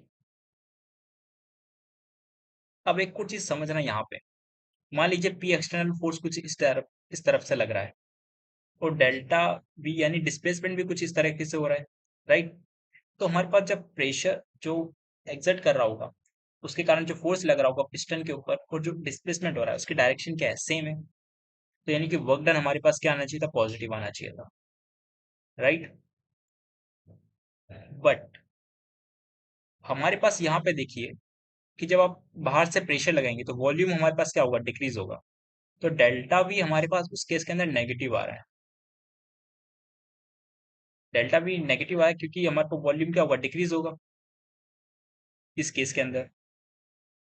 तो यानी कि हमारे पास यहाँ पे वर्क डन को पॉजिटिव बनाने के लिए, क्योंकि फोर्स की जो डायरेक्शन और डिस्प्लेसमेंट की डायरेक्शन है जो कि work done by external gauge किया गया था, वो पॉजिटिव बनाने के लिए, डेल्टा वी तो नेगेटिव था तो उसको पॉजिटिव बनाने के लिए यहाँ पे एक और नेगेटिव साइन लगाया जाता है। इतनी सी बात आपको समझ में आई होगी आज कि क्यों यहाँ पे नेगेटिव साइन लगाया गया था, ठीक है। इस तरीके से हमारे पास वर्क डन बाय गेज निकालते हैं, ठीक है। और ये गेज हमारे पास पी एक्सटर्नल के बराबर होती है उस केस के अंदर। और सबसे अच्छी बात कि अगर मैं बात करूं इसी के अंदर रिवर्सिबल प्रोसेस की, ठीक है, और दूसरी बात करूंगा मैं इरिवर्सिबल प्रोसेस की, आई आर से लिख देता हूँ मैं इसको यहाँ पे, ठीक है। तो रिवर्सिबल प्रोसेस में हमारे पास क्या है, जो पी एक्सटर्नल और पी गेस दोनों बराबर है, तो उस केस के अंदर आप लोग पी एक्सटर्नल लिखो या पी गेस लिखो तो बात तो बराबर ही पड़ती है, राइट। तो यानी कि मैं यहाँ पे वर्क डन बाय गेस क्या लिख सकता हूँ, माइनस का, ठीक है, पी गेस इनसाइड जो फिल है इनटू डेल्टा वी भी लिख सकता हूँ, ठीक है। इसलिए आप लोग जो हम लोग लिखते हैं, ठीक है, रिवर्सिबल प्रोसेस के लिए वो चीज ट्रू हो जाती है जो आप लोग लिखते हैं minus ten R T L N V two by V one, ठीक है। वो चीजें क्यों आप लोग लिख पा रहे थे वहां पे, वो सिर्फ रिवर्सिबल प्रोसेस के लिए ट्रू है, ठीक है। जो आप लोग इंटीग्रेशन करते थे वो सिर्फ रिवर्सिबल प्रोसेस के लिए ट्रू है। रिवर्सिबल प्रोसेस के लिए आपको सिंपल एक फॉर्मूला लगाना होता है, ठीक है। वर्क डन बाय गेस कितना हो जाएगा हमारे पास, माइनस का, इरिवर्सिबल है तो प्रेशर तो कांस्टेंट है, सिर्फ हमें वॉल्यूम पे ध्यान देना है यहाँ, ठीक है। तो इनकी पी एक्सटर्नल, ठीक है, माइनस का डेल्टा वी, सिर्फ डेल्टा वी ही तो चेंज हो रहा होगा, पी एक्सटर्नल तो हमारे पास कांस्टेंट है, ठीक है। तो सिर्फ हमें डेल्टा वी लिखना है और पी एक्सटर्नल कांस्टेंट होने के कारण डायरेक्टली हम लोग वर्क डन लिख सकते हैं इरिवर्सिबल प्रोसेस के अंदर, हमें वहां पे कोई इंटीग्रेशन की जरूरत ही नहीं पड़ेगी कभी भी, ठीक है। ये सब चीजें आपको पता होनी चाहिए। बात करता हूँ मैं यहाँ पे system, work done by system physics में क्या चीज है, ठीक है। तो यानी कि यहाँ पे क्या लिख सकता हूँ मैं, work done on the gas, ठीक है, is equals to minus P external delta V लिख सकता हूँ। तो वहां पे हम लोग यहाँ पे जो वर्क डन बाय सिस्टम लिख रहे हैं, ये एक्चुअल में क्या कर रहा है, work done by the system, ठीक है, सिस्टम के द्वारा। जैसे कि मान लीजिए पी एक्सटर्नल ऊपर से लग रहा था, राइट, ऑन द केस, अब यहाँ पे सिस्टम के द्वारा लग रहा है, यानी कि जो हमारे पास फोर्स है और डिस्प्लेसमेंट की जो डायरेक्शन है वो दोनों नेगेटिव है। तो जो वर्क डन हमारे पास आ रहा है वो ऑलरेडी नेगेटिव आ रहा है, ठीक है, तो इसमें नेगेटिव साइन लगाने की एक्स्ट्रा जरूरत नहीं पड़ने वाली है। ठीक है, तो यानी कि मैं यहाँ पे डायरेक्ट लिख सकता हूँ पी एक्सटर्नल डेल्टा वी। ठीक है, इतनी सी बात क्लियर है। देन मैं यहाँ पे रिवर्सिबल प्रोसेस के लिए सेम ये फंडा लगा सकता हूँ, और इरिवर्सिबल के लिए ये फंडा लगा सकता हूँ। ठीक है, तो बस यहाँ पे जो नेगेटिव साइन था वो हट जाएगा, और हमारे पास एज इट इज रहेगा। ठीक है, रिवर्सिबल एंड इरिवर्सिबल के लिए। चलिए बात करते हैं इस क्वेश्चन की, एक्चुअल में क्वेश्चन है क्या। ठीक है, तो यहाँ पे देखा one mole of the ideal gas. ठीक है, आइडियल गैस का मतलब ये है कि हमारे पास ये जो गैस है, ठीक है, उसका जो नेचर है वो सिंपल है। ठीक है, जो हम लोग कंसिडर करते आ रहे हैं आइडियल गैस के लिए। ठीक है, ठीक है, उसका जो वॉल्यूम है वी है, एंड हमारे पास टेम्परेचर टी है। उसको हम लोगों ने एडियाबेटिकली, ठीक है, एक्सपांड करवाया है to the volume two V. ठीक है, और यहाँ पे दे रखा है there is no external work done. ठीक है, नो एक्सटर्नल वर्क डन का मतलब ये हो सकता है कि हमारे पास एक चीज समझना, देखो डेल्टा वी में चेंज आया है। ठीक है, हमारे पास यहाँ पे देखो रिवर्सिबली या इरिवर्सिबली कुछ नहीं गिवन है। ठीक है, और हमारे पास यहाँ पे एक्सटर्नल गेस भी है। ठीक है, पी एक्सटर्नल हमारे पास तभी जीरो होगा जब हमारे पास work done of the gas zero आ रहा हो एक्सटर्नल गेस के द्वारा। तो अगर ये जीरो है और डेल्टा वी हमारे पास जीरो नहीं है, तो यानी कि पी एक्सटर्नल गेस को क्या होना पड़ेगा, जीरो होना पड़ेगा। ठीक है, इस कंडीशन को हम लोग बोलते हैं जब हमारे पास पी एक्सटर्नल अगर जीरो हो जाता है। ठीक है, जब पी एक्सटर्नल हमारे पास जीरो हो जाता है, that is called the free expansion case. ठीक है, दैट्स फ्री एक्सपांशन। इतनी सी बात हमेशा याद रखना, जब भी हमें फ्री एक्सपांशन दे रखा है यानी कि पी एक्सटर्नल हमारे पास कितना है, जीरो है, उस केस के अंदर जो वर्क डन आता है, ठीक है, बाय केस, ठीक है, वो जीरो आता है। ठीक है, और एडियाबेटिक प्रोसेस है, तो यानी क्यू भी हमारे पास जीरो है। तो इसका मतलब ये है कि हमारे पास यहाँ से u equals to Q plus W भी अगर आप लोग लिखते हो, तो वहां पे हमारे पास एक चीज आएगी निकल के, दैट इज u equals to Q minus W से यहाँ पे u भी हमारे पास कितना आएगा, जीरो आएगा, क्योंकि zero minus zero equals to zero ही होता है। ठीक है, तो मैं यहाँ से डायरेक्टली कंक्लूजन निकाल सकता हूँ कि किसी भी रिवर्सिबल प्रोसेस के लिए, ठीक है, NCV delta T equals to हमारे पास क्या होता है, ठीक है, डेल्टा यू के बराबर होता है, that is equals to zero. अगर ऐसा है तो देखो एन ना ही जीरो है ना ही सी भी जीरो है, तो जीरो क्या होना पड़ेगा, डेल्टा टी को जीरो होना पड़ेगा। ठीक है, तो यानी कि इस तरह की प्रोसेस का वर्क डन भी जीरो होता है। ठीक है, एडियाबेटिक फ्री एक्सपांशन में मैं यहाँ लिख देता हूँ, एडियाबेटिक फ्री एक्सपांशन में work done by gas zero होता है। ठीक है, और हमारे पास क्यू भी जीरो है, डेल्टा टी भी जीरो है, यानी कि वो आइसोथर्मल भी होता है। ठीक है, तो यहाँ पे मैं लिख सकता हूँ एडियाबेटिक आइसोथर्मल। ठीक है, तो एक्चुअल में इसका नाम है एडियाबेटिक फ्री एक्सपांशन। ठीक है, यह आइसोथर्मली भी होता है। ठीक है, तो इसका मतलब हमारे पास यहाँ पे एक चीज समझना, वॉल्यूम में अगर चेंज भी हो रहा होगा ना, तो भी इसका वर्क डन नहीं हो रहा है। जैसे कि आप लोग जो फॉर्मूला लगाते हो आइसोथर्मल प्रोसेस का, ठीक है, minus N R T L N V two by V one, right. तो वहां पे जो अगर आप लोग अगर फॉर्मूला लगा दो यहाँ पे कैलकुलेशन के लिए, तो वो तो गलत हो जाएगा। क्यों गलत हो जाएगा, क्योंकि यहाँ पे पी एक्सटर्नल जीरो है। ठीक है, तो जब आप लोग इसका इंटीग्रेशन के लिए उसको सॉल्व कर रहे थे ना, माइनस का पी एक्सटर्नल डीवी का इंटीग्रेशन, तो वहां पे आपको पी एक्सटर्नल की value n R T by आप लोग कुछ ना कुछ लिखते थे भी, फिर उसका इंटीग्रेशन करके सॉल्व करते थे। बट वहीं पे आप गलती करते थे कि वहां पे पी एक्सटर्नल अगर हमारे पास जीरो है, तो ओवरऑल इंटीग्रेशन जीरो ही आएगा, राइट। तो उस केस के अंदर आप लोग ये फॉर्मूला नहीं लगाएंगे। होप यू आप लोगों को ये चीज समझ में आई होगी यहाँ पे। ठीक है, तो डेल्टा टी हमारे पास यहाँ पे जीरो है, पहली चीज।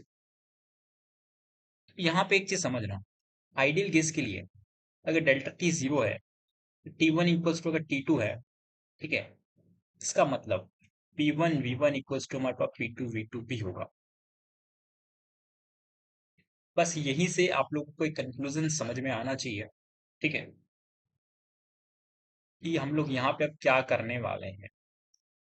हमारे पास यहाँ पे आफ्टर द एक्सपांशन प्रेशर पूछा गया है, ठीक है।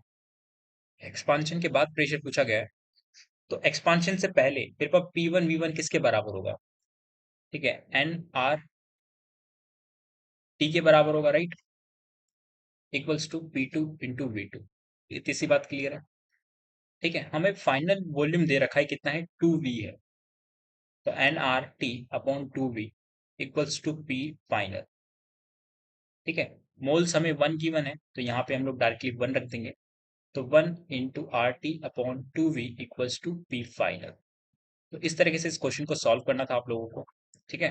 तो ऑप्शन नंबर ए हमारे पास क्या हो जाएगा, करेक्ट आंसर हो जाएगा इस क्वेश्चन का, ठीक है। तो ये चीज आपको पता होनी चाहिए कि क्वेश्चन को सोचना कैसे है, ठीक है। एडियाबेटिक फ्री एक्सपांशन के बारे में कुछ चीजें मैंने बताई है, ठीक है। इसकी एंट्रोपी के बारे में भी थोड़ी सी चीज आपको पता होनी चाहिए कि एंट्रोपी में क्या असर पड़ेगा, ठीक है। और भी बहुत कुछ है इसमें चीजें, फ्री एक्सपांशन पे काफी सारे क्वेश्चंस आते हैं हमारे पास हर साल, ठीक है, एडवांस के अंदर भी आया था, ठीक है। और हमारे पास 2023 के अंदर, ठीक है, रिवर्सिबल एंड इरिवर्सिबल प्रोसेस से, ठीक है, यहाँ पे आइडियल केस नहीं गिवन थी, रियल केस गिवन थी, ठीक है। उसपे हमें 4 स्टेटमेंट गिवन थे, उसपे भी एक क्वेश्चन आया हुआ है, ठीक है। तो वहां से भी आप लोग क्वेश्चन पढ़िएगा एडवांस का, वो आप लोग इजीली क्वेश्चन सॉल्व कर लोगे इस थ्योरी के बाद। तो बात करते हैं नेक्स्ट क्वेश्चन की, तो बात करते हैं इस क्वेश्चन की। इस क्वेश्चन में हमसे पूछा गया है कि एक पार्टिकल है जो कि मोशन कर रहा है अलोंग एक्स एक्सिस, राइट। तो वहां पे हमें उसका जो एक्स का जो कोऑर्डिनेट है as a function of time दे रखा है, वो भी साइनसोइडल या, ठीक है, हमें कुछ पीरियोडिक फंक्शन टाइप दिया हुआ है। देन हमसे इसका टाइम पीरियड पूछा गया है कि इसका टाइम पीरियड क्या होगा। देन हमारे पास, चलिए मैं थोड़ा सा आपको बता देता हूँ, जैसे कि मान लीजिए हमारे पास कोई भी फंक्शन है, कोई एक्स हमारे पास कुछ फंक्शन है, फंक्शन ऑफ टाइम है, ठीक है। वो अपने आप को रिपीट करता है किसी न किसी टी इंटरवल के बाद, राइट। हमारे पास ये बराबर है किसी टी इंटरवल के बाद, तो ये जो टी है ना, that is called the time period, ठीक है। ये हमारे पास टाइम पीरियड को बताएगा कि उसने अपने आप की वैल्यू को किसी टी टाइम के बाद रिपीट किया है, एक कैपिटल टी टाइम बाद रिपीट किया है, that is called the time period. जैसे कि मान लीजिए हमारे पास साइन एक्स है, ठीक है। तो इसका मतलब ये थोड़ा सा समझना है यहाँ पे, यहाँ से अगर मैं चालू करता हूँ तो यहाँ पे आके मैं खत्म करता हूँ, ठीक है। तो that is π/2, that is pi, that is 2π, that is 3π, and that is π/2, right. So हम लोग क्या बोल सकते हैं कि ये वाली साइकिल 2π के बाद बार बार रिपीट हो रही है, राइट। इसका टाइम पीरियड कितना हो गया, आप लोग बोलोगे अगर मैं यहाँ पे बात करूँ इसकी, इसको अगर साइन एक्स बोलता हूँ, ठीक है, तो यानी कि ये वाला मेरे पास value sine X plus T, यानी कि 2π के बाद रिपीट हो रही है, राइट। तो यानी कि मैं बोल सकता हूँ साइन एक्स प्लस 2π पे मेरे को सेम वैल्यू मिलेगी जो साइन एक्स पे मिल रही है। इसका मतलब ये जो 2π है, एक्चुअल में ये क्या रिप्रेजेंट कर रहा है, इसका टाइम पीरियड रिप्रेजेंट कर रहा है, ठीक है। तो साइन एक्स का टाइम पीरियड कितना हो गया हमारे पास, मैं यहाँ पे टी पे लिख देता हूँ, दैट इज 2π, ठीक है। सिमिलरली cos एक्स भी अपने आप को रिपीट करता है 2π के बाद, ठीक है। इतनी सी बात क्लियर है। देन हम लोग बात करते हैं यहाँ पे साइन स्क्वायर एक्स की, ठीक है। ये किसी भी यहाँ पे बात कर सकता हूँ मैं, साइन क्यूब एक्स की बात कर सकता हूँ मैं, राइट। थोड़ा समझते हैं कि इनका टाइम पीरियड हम लोग कैसे निकालते हैं। तो सबसे पहले बात करता हूँ साइन स्क्वायर एक्स की एंड कोस स्क्वायर एक्स की, ठीक है। अगर हमारे पास पावर इवन है, जैसे कि मान लीजिए साइन की पावर, ठीक है, एन एक्स मान लेता हूँ मैं कुछ, या कोस की पावर एन एक्स मान लेता हूँ, जहाँ पे एन हमारे पास इवन नंबर है, जैसे कि 2 हो गया, 4 हो गया, ठीक है, 6 हो गया, 8 हो गया, ठीक है। तो यानी कि हमारे पास अगर ऐसा कुछ है, तो उस केस के अंदर हमारे पास जो टाइम पीरियड होता है, चाहे साइन स्क्वायर एक्स हो या कोस स्क्वायर एक्स हो, ठीक है, दोनों का सेम रहता है। थोड़ा समझते हैं कैसे। मैं यहाँ पे इस बार पहले सबसे पहले साइन का ग्राफ बनाता हूँ, ठीक है, साइन का।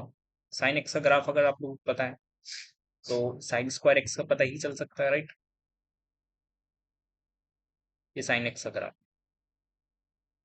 ठीक है। ये पाई है, ये 2 पाई है, ये पाई है, ठीक है, ये 3 पाई है एंड ये 4 पाई है, ठीक है। एंड मैं साइन स्क्वायर एक्स का ग्राफ बनाता हूँ यहाँ पे। तो क्या हो जाने वाला है, जो हमारे पास यहाँ पे ये जो नीचे वाली जो वैल्यूज आ रही है, ठीक है, जो नेगेटिव वैल्यूज आ रही है, that is will be flip to the upper side, right. तो यहाँ पे ये सब फ्लिप हो जाएगी ऊपर की तरफ, कुछ इस तरीके से,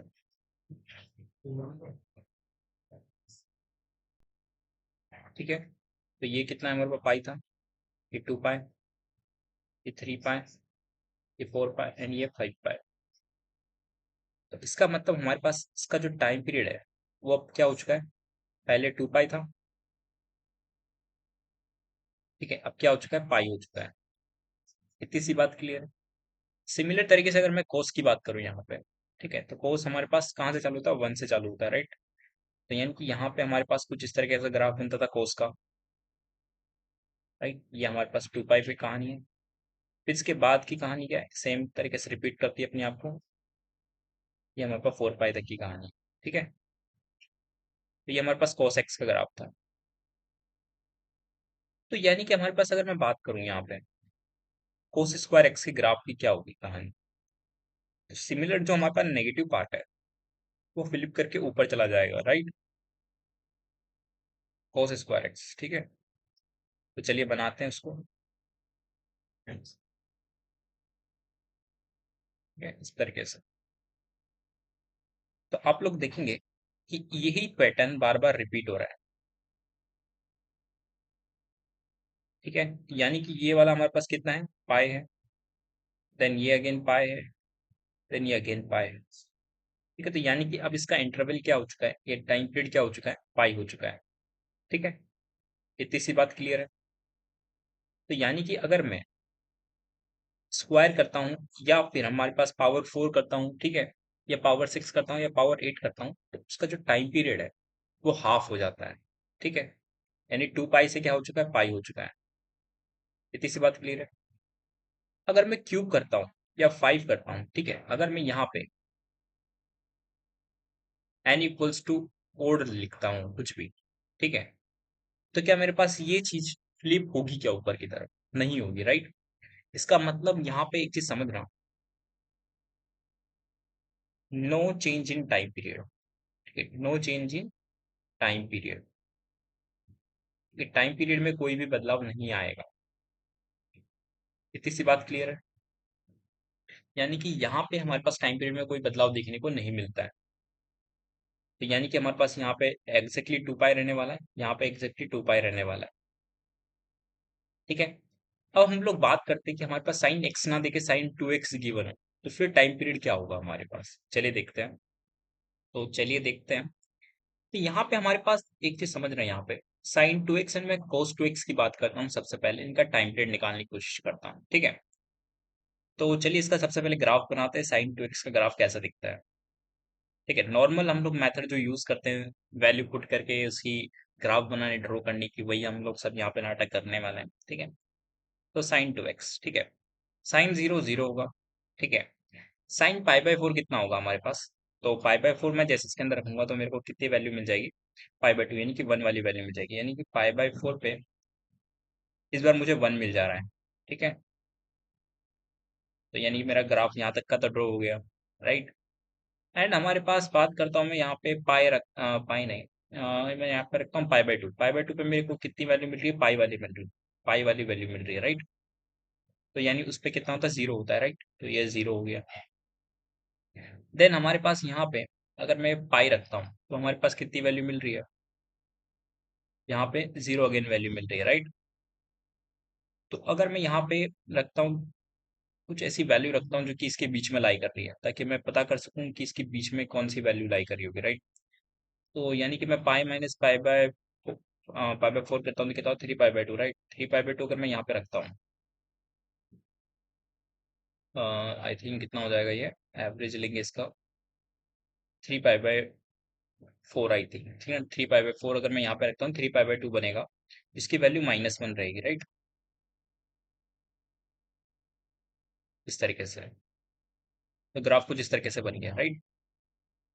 इस बार ये हमारे पास जो पाई पे वैल्यू मिल रही थी, 2 पाई पे वैल्यू मिल रही थी, वो इस बार पाई पे मिल रही है। यानी कि हमारे पास जो ये इंटरवल है, इस बार पाई पे ही रिपीट करेगा, ठीक है। तो यहाँ से हम लोगों ने कंक्लूजन निकालते हैं। एक्चुअल में क्या होता है ना, कि मान लीजिए हमारे पास कुछ साइन बी एक्स टाइप का कुछ फंक्शन है, या कोस बी एक्स टाइप का कुछ फंक्शन है, ठीक है। तो जो इसका टाइम पीरियड रहता है ना, हमेशा एक चीज याद रखना, 2 पाई बाय जो यहाँ पे हमारे पास बी रहता है ना, बी इसका मॉडुलस होता है। इतनी सी बात क्लियर है। तो टाइम पीरियड आप लोग डायरेक्टली बता सकते हो, इसका टाइम पीरियड कितना हो जाएगा, 2 पाई बाय 2, यानी कि इसका टाइम पीरियड हो जाएगा पाई, जो कि आप लोगों को यहाँ पे नजर भी आ रहा हो कि अपने आप को पाई के बाद रिपीट कर रहा है, ठीक है। यहाँ से बात आप पता करें, 2 pi by 2 again, that is called pi.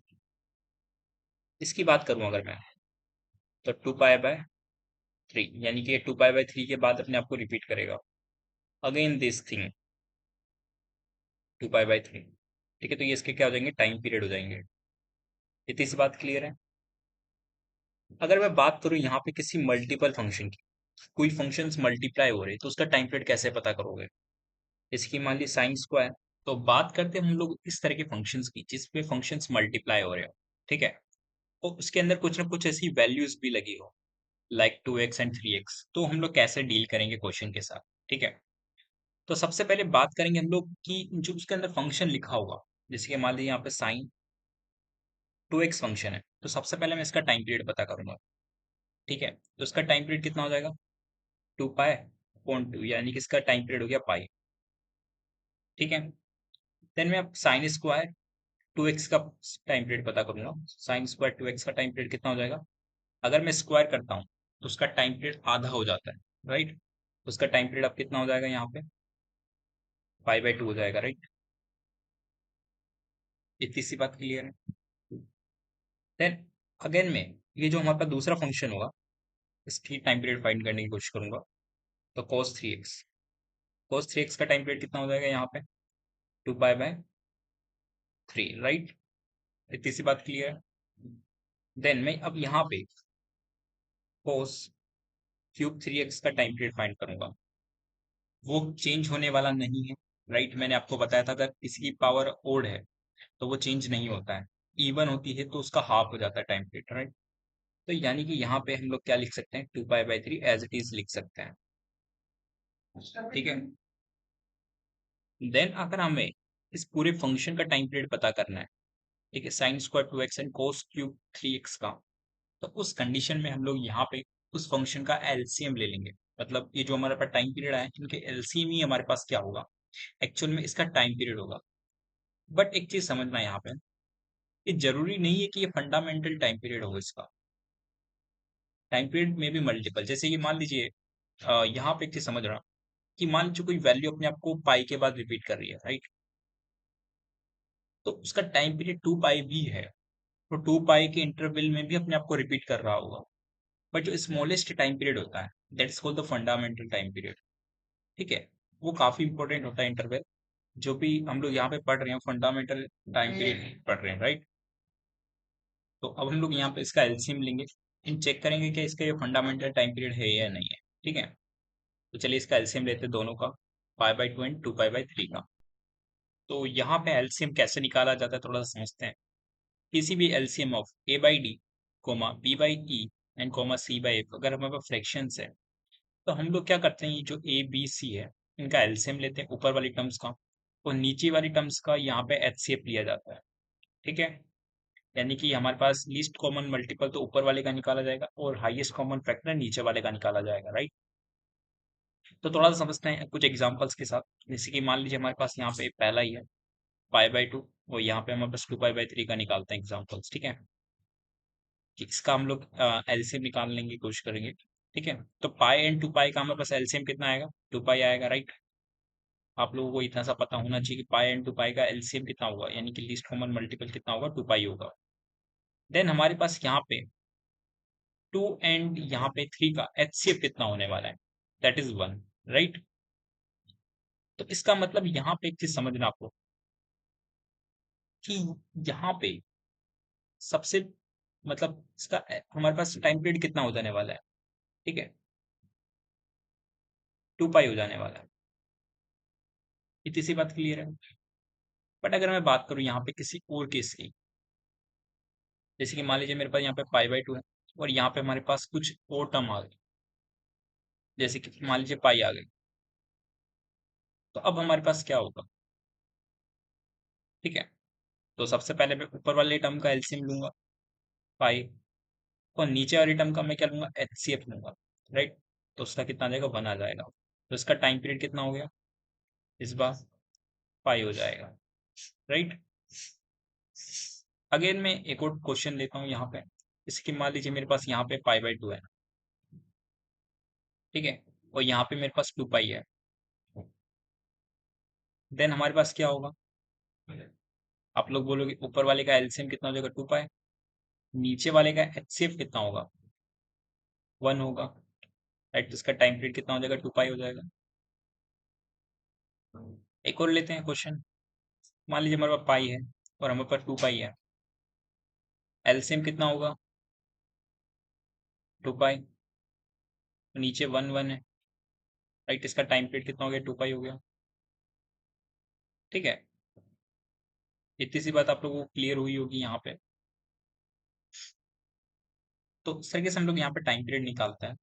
But एक और चीज याद रखना कि ये हमारे पास फंडामेंटल टाइम पीरियड हो या नहीं हो, ये जरूरी नहीं है, ठीक है। तो अगर हमें फंडामेंटल टाइम पीरियड निकालना है तो वो उससे छोटा भी हो सकता है, ठीक है। मतलब जैसे कि मान लीजिए हमारे पास यहाँ पे टाइम पीरियड निकाला 2 पाई मैंने, ठीक है, तो वो उसका टाइम पीरियड पाई भी पॉसिबल हो सकता है, आप लोगों को चेक करना पड़ेगा वैल्यूज पुट कर करके, ठीक है। बट हमारे पास जनरली जो क्वेश्चंस आते हैं, जो हम लोग यहाँ पे एलसीएम निकालते हैं, वही उसका टाइम पीरियड हो जाता है, ठीक है, मोस्ट ऑफ द क्वेश्चंस में। बट अगर कभी कॉम्प्लिकेशंस आए, ठीक है, कभी आपका आंसर मैच नहीं करता है, तो आप लोगों को उसका हाफ करके चेक करना है कि वो क्या उसका टाइम पीरियड हो सकता है, ठीक है। तो इस तरह के क्वेश्चन से आप लोगों को डील करना रहेगा। तो इस क्वेश्चन का आंसर कितना हो जाएगा, ये जो मैंने बनाया था यहाँ पे, ठीक है, उसका आंसर हो जाएगा 2 पाई टाइम पीरियड होगा, ठीक है। तो चलिए बात करते हैं जो क्वेश्चन इन लोगों ने गिवन है, इसका आंसर कितना होगा, ठीक है। तो सबसे पहले बात करेंगे यहाँ पे sine square omega T cos cube omega T के, ठीक है। तो इस वाले का टाइम पीरियड कितना होगा, हमारे पास ओमेगा कितना होता है, 2 पाई/टी होता है, राइट। इसका टाइम पीरियड मुझे डायरेक्टली पता है, तो यहाँ से मैं डायरेक्टली इसका टाइम पीरियड लिख सकता हूँ, राइट। टाइम पीरियड कितना हो जाएगा यहाँ से, 2 पाई/ओमेगा हो जाएगा, राइट। तो यानी कि अगर मैं यहाँ पे स्क्वायर करता हूँ तो उसका टाइम पीरियड कितना हो जाता है, हाफ हो जाता है। तो इसका यहाँ पे T/2 टाइम पीरियड हो जाएगा, यानी कि हमारे पास यहाँ पे इसका टाइम पीरियड आने वाला है पाई/ओमेगा। इतनी सी बात क्लियर है।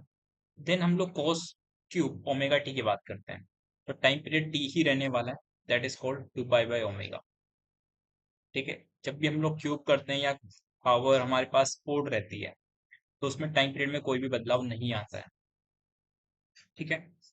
देन हम लोग क्या करेंगे, एलसीएम लेंगे दोनों का, बिल्कुल, ठीक है। एलसीएम में कैसे लेंगे, एलसीएम आप लोग को पता है कि हमारे पास पाई/ओमेगा और यहाँ पे हमारे पास 2 पाई/ओमेगा है। नीचे वाले का क्या लेंगे, HCF लेंगे, ऊपर वाले का एलसीएम लेंगे। ऊपर वाले का एलसीएम कितना आ जाएगा, 2 पाई, नीचे वाले का HCF कितना आ जाएगा, 1 ओमेगा, राइट। तो 1 ओमेगा, तो यहाँ पे हमारे पास टाइम पीरियड कितना हो गया, 2 पाई/ओमेगा। इस तरीके से ऑप्शन नंबर ए हमारे पास कितना हो जाएगा, करेक्ट हो जाएगा इस क्वेश्चन का आंसर, ठीक है। देखो यही हमारे पास सिर्फ टाइम पीरियड नहीं है, ठीक है, टाइम पीरियड हमारे पास काफी सारे हैं। अगर आपको इसको 2 से मल्टीप्लाई करते जाओगे, आपको टाइम पीरियड मिलते जाएंगे, जैसे कि 4 पाई/ओमेगा, ठीक है, 6 पाई/ओमेगा, ये भी इसके टाइम पीरियड्स हैं, ठीक है, एक्चुअल में, ठीक है। बट ये हमारे पास क्या है, इसका फंडामेंटल टाइम पीरियड है, ठीक है। ये कुछ बातें याद रखना आप लोग। चलिए बढ़ते हैं नेक्स्ट क्वेश्चन की तरफ।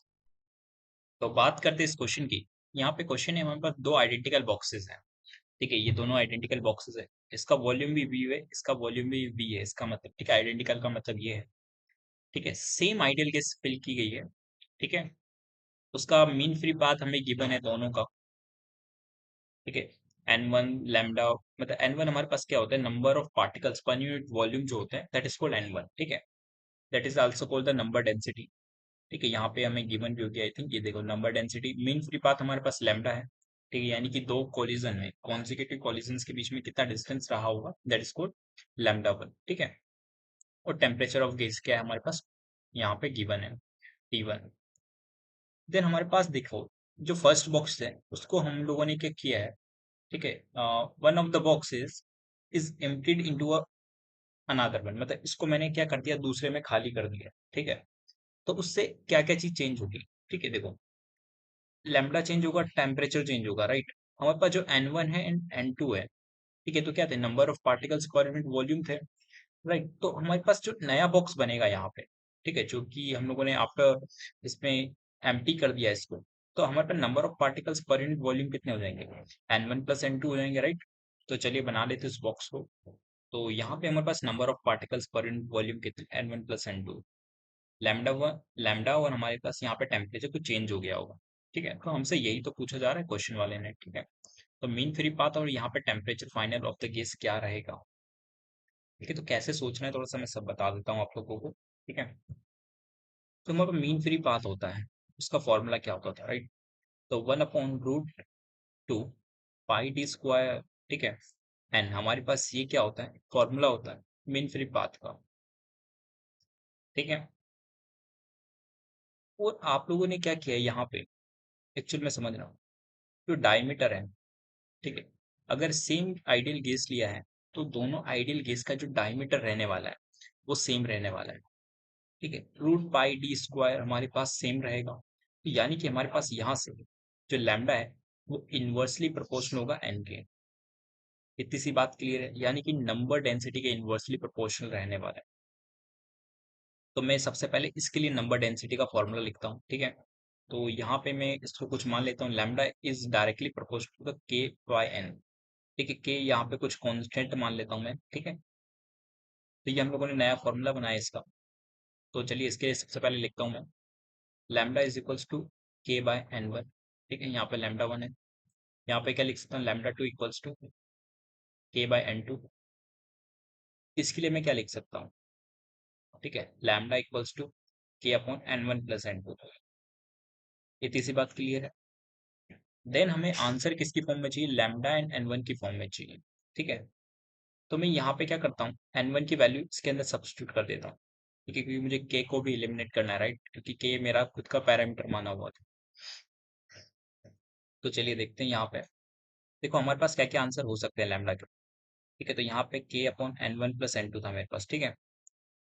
तो के की वैल्यू मेरे पास क्या हो सकती है, एक तो ये हो सकती है λ1 N1/N1 + N2, एक तो ये आंसर हो सकता है, एक हमारे पास आंसर कितना हो सकता है यहाँ से, ठीक है, λ2 N2/N1 + N2, एक ये आंसर हो सकता है, राइट। एक और हमारे पास आंसर हो सकता है λ1 N1 + λ2 N2 /2/N1 + N2, right. और एक और हमारे पास आंसर हो सकता है, ठीक है, क्या आंसर हो सकता है लैम्डा का, कि मैं N1 एंड N2 की वैल्यू यहाँ पे पुट कर दूं, यहाँ से निकाल, ठीक है। तो यहाँ पे कितना आ जाएगा हमारे पास, ऊपर तो हमारे पास के था ही, ठीक है, यहाँ पे हमारे पास क्या हो जाएगा, K/λ1 + K/λ2 आ चुका। तो यहाँ से मैं डायरेक्टली क्या लिख सकता हूँ, λ1 λ2 λ1 + λ2, ठीक है। तो ये कुछ फॉर्मूलाज हैं जो कि मैंने यहाँ पे डिराइव किए हैं आप लोगों के लिए, ठीक है। तो ये कुछ चीजें हो सकती है, ठीक है। अब आपको चेक करना है कि इसमें से कौन सा आंसर करेक्ट आ रहा है, ठीक है। तो देखो पहला ऑप्शन इस वाले चीज से मैच कर रहा है क्या, बिल्कुल कर रहा है, ठीक है। तो ये ऑप्शन तो करेक्ट है। ये वाले देखते हैं, इस वाले को देखते हैं चेक करके, क्या ये इसके इक्वल है क्या, नहीं। देखो यहाँ पे 2 आ रहा है, यहाँ पे कहीं भी 2 नहीं दे रखा, तो ये ऑप्शन गलत है, ये ऑप्शन भी गलत हो जाएगा, और ये वाला ऑप्शन सही दिख रहा है, ठीक है, इस वाले के अकॉर्डिंग। इतनी सी बात क्लियर है। देन अब हम बात करते हैं यहाँ पे टेम्परेचर पे क्या असर हो रहा होगा, ठीक है। तो चलिए चेक करते हैं। तो यहाँ पे हम लोग टेम्परेचर के लिए क्या करेंगे, हमें आइडियल गैस गिवन है, राइट। तो पीवी इक्वल्स टू एनआरटी हम लोग यहाँ पे यूज करेंगे अगेन, ठीक है। तो इसका प्रेशर कुछ P1 मान लेता हूँ, इसका कुछ प्रेशर P2 मान लेता हूँ, उसका कुछ फाइनल प्रेशर P3 मान लेता हूँ, ठीक है। तो जब हम लोगों ने यहाँ पे आइडियल केस की बात की है, ठीक है, तो जो P3 आएगा हमारे पास कितना होगा, P1 प्लस P2 होगा, राइट। क्योंकि यहाँ पे हमारे पास सिंपल जो एडिशन होता है, ठीक है, न्यूमेरिकल एडिशन होता है, प्रेशर का वैसा ही होने वाला है, ठीक है। तो यहाँ पे हमारे पास एक चीज समझना कि जो यहाँ पे हमारे पास टर्म्स हैं, ठीक है, जैसे कि मान लीजिए मैं यहाँ पे P3 की वैल्यू रखना चाहूँ, तो P3 की वैल्यू क्या रखूंगा मैं, आप लोग बोलोगे हमारे पास NRT/V लिखूंगा, राइट। तो मैं यहाँ पे NRT/V लिखता हूँ, ठीक है, N1 प्लस N2 अपॉन, ठीक है, RT, ठीक है, T/V, ये लिख दिया। फिर मैं यहाँ पे लिखना चाहता हूँ P1 की वैल्यू कितनी हो जाएगी, N1 R T1 upon V plus N2 R T2 upon V, ये लिख सकता हूँ। इतनी सी बात क्लियर है। अब एक चीज समझ रहा है, यहाँ पे मैंने मिस्टेक क्या की है, ठीक है, मिस्टेक्स क्या की है मैंने यहाँ पे थोड़ा समझना। एन हमारे पास होता है मोल्स, ठीक है, एन हमारे पास क्या होता है, मोल्स होता है, ठीक है। तो मैं इसको थोड़ा देर के लिए इरेज कर देता हूँ, कंसेप्चुअली चलेंगे यहाँ पर। एन हमारे पास क्या होता है, मोल्स होता है, ठीक है। N1 हमारे पास क्या है यहाँ पे, नंबर ऑफ पार्टिकल्स, ठीक है, पर यूनिट वॉल्यूम है, राइट। तो यानी कि अगर हमारे पास मोल्स है, ठीक है, तो मोल्स इनटू Na हमारे पास क्या हो जाएंगे, नंबर ऑफ पार्टिकल्स होंगे, ठीक है, अपन वॉल्यूम तो हमारे पास रहेगा ही। इतनी सी बात क्लियर है। That is called N1। N1 की वैल्यू हमारे पास ये रहने वाली है, ठीक है। एन क्या है हमारे पास यहाँ पे छोटा है, ये मोल्स है। Na हमारे पास क्या, एवोगाद्रो नंबर है, और V क्या हमारे पास वॉल्यूम है। इतनी सी बात क्लियर है। तो यानी कि अगर मैं कहीं पर भी बात कर रहा हूँ N1 लिखने की, ठीक है, अगर मैं कहीं पर भी बात कर रहा हूँ N1 लिखने की, तो उसकी वैल्यू एक्चुअल में क्या है, N1 into we upon Na है, ठीक है। किसी भी मोल्स की अगर वैल्यू लिखना चाह रहा हूँ मैं यहाँ पे, ठीक है, तो उसका जो हमारे पास नंबर डेंसिटी है, ठीक है, एन क्या है यहाँ पे, number density into volume upon Na, ये उसके मोल्स होंगे, ठीक है। तो यहाँ पे जो भी मैं मोल्स लिखूंगा इस फॉर्म में लिखूंगा आपसे, जब जाके हमारे पास फॉर्मूला एक्चुअल में करेक्ट होगा, ठीक है। बाद में वैल्यू सेम आएगी वो अलग बात है, बट कंसेप्ट ये सही है, ठीक है। तो यहाँ पे सबसे पहले मैं P3 की वैल्यू लिखता हूँ, ठीक है, number density into volume upon Na। तो यहाँ पे हमारे पास कितना हो जाएगा, NRT अपॉन V होता था, राइट। तो N की वैल्यू कितनी हो जाएगी, N1 प्लस N2, ठीक है, V अपॉन Na, तो मैंने मोल्स लिखे हैं, राइट, RT अपॉन V। इतनी सी बात क्लियर है। इक्वल्स टू, यहाँ पे हमारे पास नंबर डेंसिटी N1 है इंटू वॉल्यूम अपॉन Na, ठीक है, हमारे मोल्स हो गए, राइट। फिर हम लोग यहाँ पे लिखेंगे RT1 अपॉन V प्लस, फिर मैं यहाँ पे लिखूंगा N2 V अपॉन Na,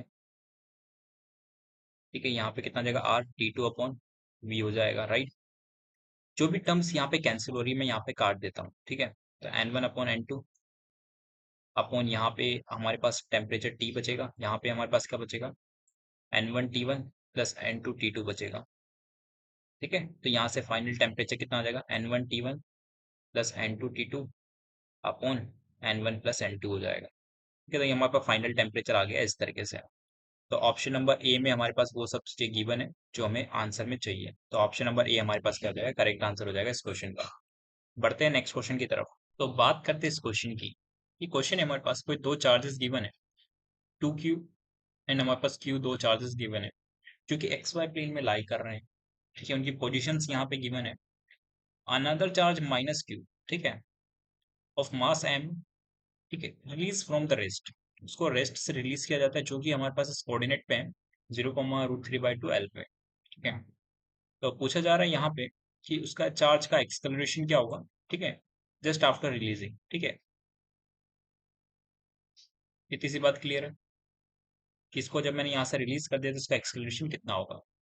चलिए देखते हैं इस क्वेश्चन को, काफी इसी क्वेश्चन एक्चुअल में ही है। तो यहाँ पे -Q चार्ज रखा हुआ है, यहाँ पे +Q चार्ज रखा हुआ है, और यहाँ पे प्लस का 2Q चार्ज रखा हुआ है, राइट। तो इस पे कुछ अट्रैक्टिव फोर्सेस लग रहे होंगे इस तरफ से, ठीक है। और यहाँ पे अगर हम लोग प्रिंसिपल ऑफ सुपरपोजिशन लगाएं, ठीक है, तो इन दोनों के एक्चुअल जो इंटरेक्शन फोर्स लग रहे होंगे इसका असर इस पे कुछ नहीं पड़ेगा, राइट। इसके फोर्सेस के ऊपर कोई असर नहीं पड़ेगा, राइट। तो यानी कि F1 और F2 अगर मैं फोर्सेस निकाल लेता हूँ तो मेरा इसका डायरेक्टली मैं क्या निकाल सकता हूँ, एक्सलरेशन निकाल सकता हूँ, राइट। तो इसमें मैं F1 फोर्स निकालता हूँ, F1 फोर्स की वैल्यू कितनी आ जाएगी यहाँ से, ठीक है, के, ठीक है, क्यू, ठीक है, minus Q upon R square, right. तो यहाँ पे मैं मैग्नीट्यूड की बात कर रहा हूँ, तो बेसिकली यहाँ पे मेरे को सिर्फ डिस्टेंस निकाल लेता हूँ मैं। यहाँ पे डिस्टेंस कितना आएगा ये, ठीक है, और ये वाला डिस्टेंस भी सेम आएगा, तो ये L/2 है, ये हमारे पास √3, ठीक है, L/2 है। तो इसका डिस्टेंस कितना आ जाएगा, दोनों का स्क्वायर कर लेते हैं, L² / 4 प्लस 3/4 L², ठीक है, अंडर, तो दैट इज इक्वल डी। तो ये कितना आ चुका है हमारे पास, L, आई थिंक L आ चुका है, राइट। तो ये डिस्टेंस हमारे पास L ही है एक्चुअल में, ठीक है, इस तरीके से। तो यहाँ पे मैं डायरेक्ट L² लिख सकता हूँ। देन मैं यहाँ पे फोर्स 2 की बात करूँ, ठीक है, फोर्स 2 की बात करूँ तो यहाँ पे कितना आ जाएगा, K into Q into 2Q upon L²। तो यहाँ पे देखिए, हमें एक्सलरेशन निकालना है, ठीक है, और हमें इसको वेक्टर फॉर्म में रिप्रेजेंट करना है, ठीक है। तो वेक्टर फॉर्म में कैसे रिप्रेजेंट करेंगे थोड़ा सा समझते हैं कि ये हमारे पास एक फोर्स इस तरफ से जा रहा है, तो एक फोर्स इस तरफ से जा रहा है, राइट। तो मैं यहाँ पे, तो मैं सबसे पहले यहाँ पे इस एंगल को फाइंड करूंगा, ठीक है। तो ये एंगल कितना आ जाएगा हमारे पास, आप लोग इसको देखेंगे ट्राइंगल को, तो ये हमारे पास 1/2 है और ये हमारे पास √3/2 है, राइट। तो यहाँ पे मैं tan थीटा का फॉर्मूला लगाऊंगा तो थीटा कितना आ जाएगा, 30 डिग्री आ जाएगा, राइट। आप लोग को आई थिंक नजर भी आ रहा होगा 30 डिग्री। इस तरीके से सेम एंगल ये भी बनेगा, ठीक है। वो यहाँ पे F1 फोर्स लग रहा है, यहाँ पे कुछ F2 फोर्स लग रहा है। तो इसको वेक्टोरियल फॉर्म में रिप्रेजेंट करना चाहता हूँ तो इसको आई कैप मान लेता हूँ, इसको जे कैप मान लेता हूँ मैं, ठीक है, डायरेक्शन को। देन हम लोग इसका कंपोनेंट लेंगे। मैं सबसे पहले आई कंपोनेंट की बात करता हूँ इसके, ठीक है। तो F2, ठीक है, sin 30, ठीक है, आई कैप माइनस, ठीक है, F1 का कंपोनेंट लूंगा तो कितना आ जाएगा, F1 sin 30, ठीक है, आई कैप नेगेटिव में आएगा क्योंकि नेगेटिव डायरेक्शन में, राइट। जे कंपोनेंट की बात करूँ तो दोनों कंपोनेंट हमारे पास नेगेटिव ही आएंगे, तो मैं माइनस साइन ऑलरेडी कॉमन ले लेता हूँ यहाँ पर, ठीक है। F1 cos 30 plus F2 cos 30 degree, ठीक है। इतनी सी बात क्लियर है आप लोगों को, वो यहाँ पे जे के। देन हमारे पास यहाँ पे एफ आई आ चुका है, एफ जे आ चुका है, ठीक है। तो हम लोग क्या करेंगे, एफ नेट निकाल देंगे, राइट। एफ नेट निकालने के लिए कितना जाएगा, F I plus F J component, right. तो बस मुझे यहाँ पे F1 एंड F2 की वैल्यू पुट कर देनी है जो कि मैंने यहाँ पे लिखी हुई है, ठीक है। तो हमें यहाँ पे एक्सलेरेशन निकालना था, राइट। तो यानी कि एफ नेट बाय अगर मैं m कर देता हूँ, ठीक है, तो हमारे पास क्या आ जाएगा, एक्सलेरेशन आ जाएगा उस चार्ज पार्टिकल का, ठीक है। तो यहाँ से आप लोग एफ नेट निकालेंगे और उसको मास से डिवाइड कर देंगे तो आपको फाइनल इसका एक्सलेरेशन मिल जाएगा इस तरीके से, ठीक है। तो बढ़ते हैं नेक्स्ट क्वेश्चन की तरफ। तो ये क्वेश्चन हमारे पास मैग्नेटिक मोमेंट से आया हुआ क्वेश्चन नहीं है, ठीक है, काफी इजी क्वेश्चन है। एक हमारे पास कंडक्टिंग वायर है, ठीक है, जिसके अंदर स्टेडी करंट आई फ्लो कर रहा है, ठीक है। ऑल द जो हमारे पास ये कनेक्टेड वायर्स हैं, ठीक है, वो मीट करते हैं राइट एंगल पे, मतलब ये हमारे पास 90 डिग्री का एंगल बना रहा है, ठीक है, और ये भी हमारे पास 90 डिग्री एंगल है, ठीक है, सारे के सारे। इतनी सी बात क्लियर है। तो पूछा जा रहा है कि इसका मैग्नेटिक मोमेंट क्या होगा ऑफ द करंट लूप, ठीक है। करंट लूप का हमारे पास क्या होने वाला है, मैग्नेटिक मोमेंट कितना होता है, ठीक है। तो जो मैग्नेटिक मोमेंट का जो हमारे पास फॉर्मूला है that is called I into A, right. I हमारे पास करंट है, ए हमारे पास एरिया है, ठीक है। एक चीज समझ रहे हैं, यहाँ पे एरिया वेक्टर की बात की जा रही है, ठीक है। तो मान लेते हैं इसमें कुछ करंट आई फ्लो कर रहा है सर्किट के अंदर, ठीक है, कुछ इस तरीके से। तो इसका अगर मुझे मैग्नेटिक मोमेंट निकालना है, ठीक है, तो इसकी डायरेक्शन क्या है, कुछ इस तरीके से करंट फ्लो कर रहा है, राइट। और एरिया वेक्टर ऊपर की तरफ है। तो जो हमारे पास एरिया वेक्टर की जो डायरेक्शन होगी ना, that is the direction of the actual में मैग्नेटिक मोमेंट की डायरेक्शन होगी, ठीक है। तो यहाँ पे हमारे पास एरिया वेक्टर की जो डायरेक्शन होगी दैट इज हमारे पास क्या रहने वाली है। आप अपना राइट हैंड थंब रूल लगाएंगे तो जो हमारे पास थंब की जो डायरेक्शन है that is magnetic moment direction, ठीक है। तो इस वाली कंडीशन में अगर मैं बात करूं ऊपर वाले जे केप है, तो इसका हमारे पास एरिया वेक्टर क्या हो जाएगा, जे केप में आएगा, राइट। तो यहाँ पे जे केप हमारे पास क्या हो जाएगा इसका, अगर मैं इसको लेंथ ए बी मान लेता हूँ, ठीक है, एज ए स्क्वायर, तो इसका आंसर कितना हो जाएगा, आई ए बी जे केप, ठीक है। ए बी हमारे पास इसका एरिया आ जाएगा, और उसका जो वेक्टर का जो डायरेक्शन है दैट इज जे केप, ठीक है। तो ये हमारे पास मैग्नेटिक मोमेंट रहने वाला है इस वाले स्क्वायर के लिए, राइट, या रेक्टेंगल के लिए। बात करते हैं इस वाले की केस के अंदर इसमें क्या हो रहा है, ठीक है। तो यहाँ पे तो हमारे पास एक्चुअल में देखना है, यहाँ पे हमारे पास क्लोज लूप फॉर्म था, यहाँ पे क्लोज लूप फॉर्म नहीं है, तो सबसे पहले क्लोज लूप बनाना पड़ेगा, ठीक है। तो मैं क्या करता हूँ, यहाँ पे ऐसे दो स्ट्रिप्स मान लेता हूँ, मान लिया दो स्ट्रिप, राइट। तो इस स्ट्रिप में क्या करना है, देखो यहाँ पे ऐसे हमारे पास एंटी क्लॉकवाइज करंट फ्लो कर रहा है, तो मैंने यहाँ पे करंट फ्लो करते हुए आई मान लिया है, ठीक है। ऊपर वाले की बात करूँ तो ऊपर वाले में कुछ आई करंट इस तरीके से फ्लो हो रहा है, तो इससे नेट करंट कितना फ्लो हो रहा है इस वायर से, तो आप लोग बोलोगे आई हमारे पास जीरो करंट फ्लो कर रहा है, ठीक है। तो ऐसा हम लोग मान सकते हैं, अगर वहां पे अगर जीरो करंट फ्लो कर रहा है तो हम लोग ऐसी स्ट्रिप मान सकते हैं, ठीक है। तो अब मैं यहाँ पे दो रेक्टेंगल्स देख पा रहा हूँ, ठीक है। एक यहाँ पे बेस पे, एक हमारे पास वर्टिकल प्लेन में है, ठीक है। तो इस तरह का केस बन चुका है कुछ, राइट। तो अब हम लोग इजीली इसको सॉल्व कर लेंगे। तो चलिए इस वाले रेक्टेंगल की बात करते हैं। तो आई करंट फ्लो कर रहा है, उसका एरिया हमारे पास ए बी है, और उसका जो डायरेक्शन है हमारे पास जे के डायरेक्शन है, ठीक है। That is called M1। इस वाले का मैं निकाल चुका हूँ। इस वाले की अगर मैं बात करूँ M2 की, ठीक है, M2 कितना हो जाएगा इस वाले के लिए, आई करंट फ्लो कर रहा है, राइट। ए बी हमारे पास उसका एरिया है, और उसका जो डायरेक्शन आ रहा है हमारे पास वो कितना आ रहा है, के केप डायरेक्शन आ रहा है, ठीक है। तो नेट हमारे पास कितना हो जाएगा, आई ए बी, ठीक है, जे के प्लस के केप। इतनी सी बात क्लियर है आप लोगों को। तो आंसर हमारे पास इससे मैच कर रहा है कि बिल्कुल कर रहा है। तो इस तरीके से इस क्वेश्चन को सॉल्व करना था। बात करते हैं नेक्स्ट क्वेश्चन की। तो ये क्वेश्चन है हमारे पास, ठीक है, कैपेसिटेंस से आया हुआ क्वेश्चन है, ठीक है। एक हमें सर्किट डायग्राम गिवन है जो कि यहाँ पे है, ठीक है। तो यहाँ पे हमारे पास दो कैपेसिटर्स है यहाँ पे, ठीक है, C1 एंड C2। इसका हमें यहाँ पे कैपेसिटेंस गिवन है 2 micro farad and the 8 micro farad, right. तो यहाँ पे हमारे पास क्या कंडीशन बैठ रही है, पहले द स्विच इज जो पॉइंटिंग है, ठीक है, X is either Y and Z. हम लोग ये जो एक्स स्विच है इसको वाई पे भी लगा सकते हैं, जेड पे भी लगा सकते हैं, ठीक है। इनिशियली हम लोगों ने क्या किया हुआ है, जो एक्स वाई स्विच है, ठीक है, एक्स वाई जो स्विच है उसको कनेक्टेड किया गया है यहाँ पे, ठीक है।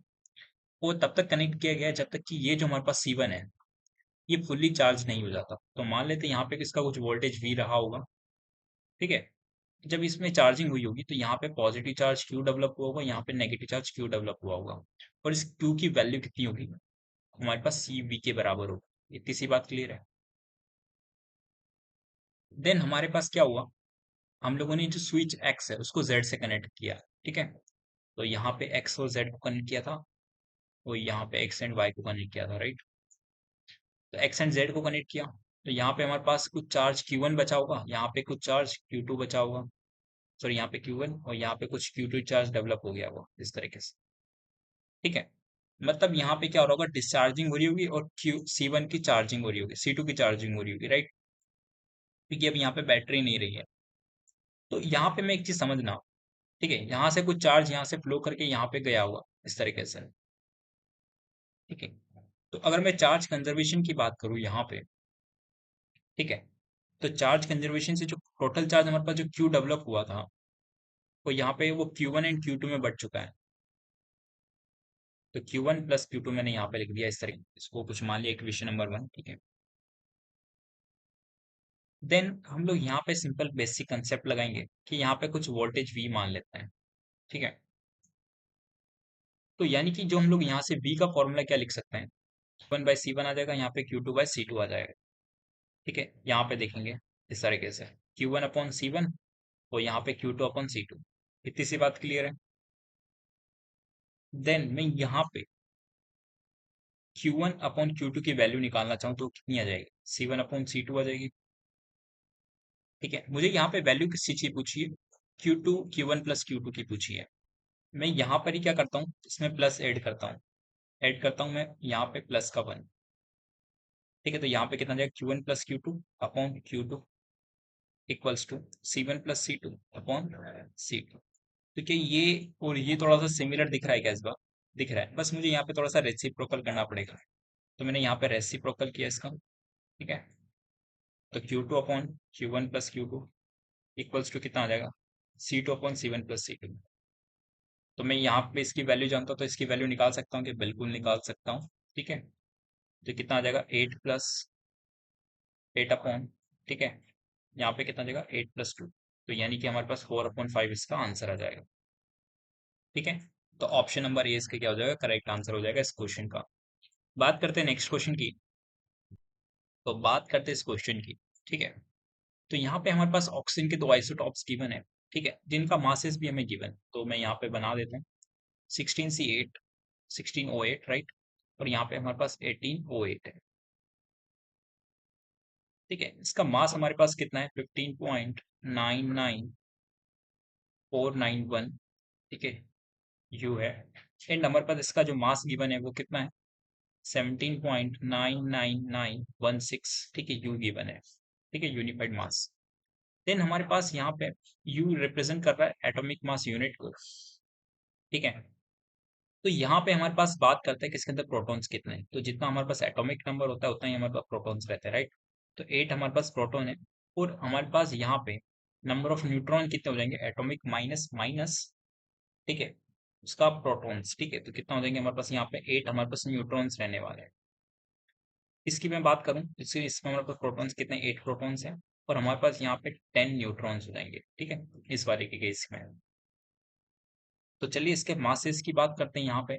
तो मास ऑफ द प्रोटॉन्स हमारे पास गिवन है ये, और मास ऑफ द न्यूट्रॉन हमारे पास गिवन है दैट वन। ठीक है, तो यहाँ पे हमारे पास मास कितना हो जाएगा? 8 इंटू, ठीक है, मास ऑफ प्रोटॉन। ठीक है, यहाँ पे बात करूँ 8 इंटू मास ऑफ न्यूट्रॉन।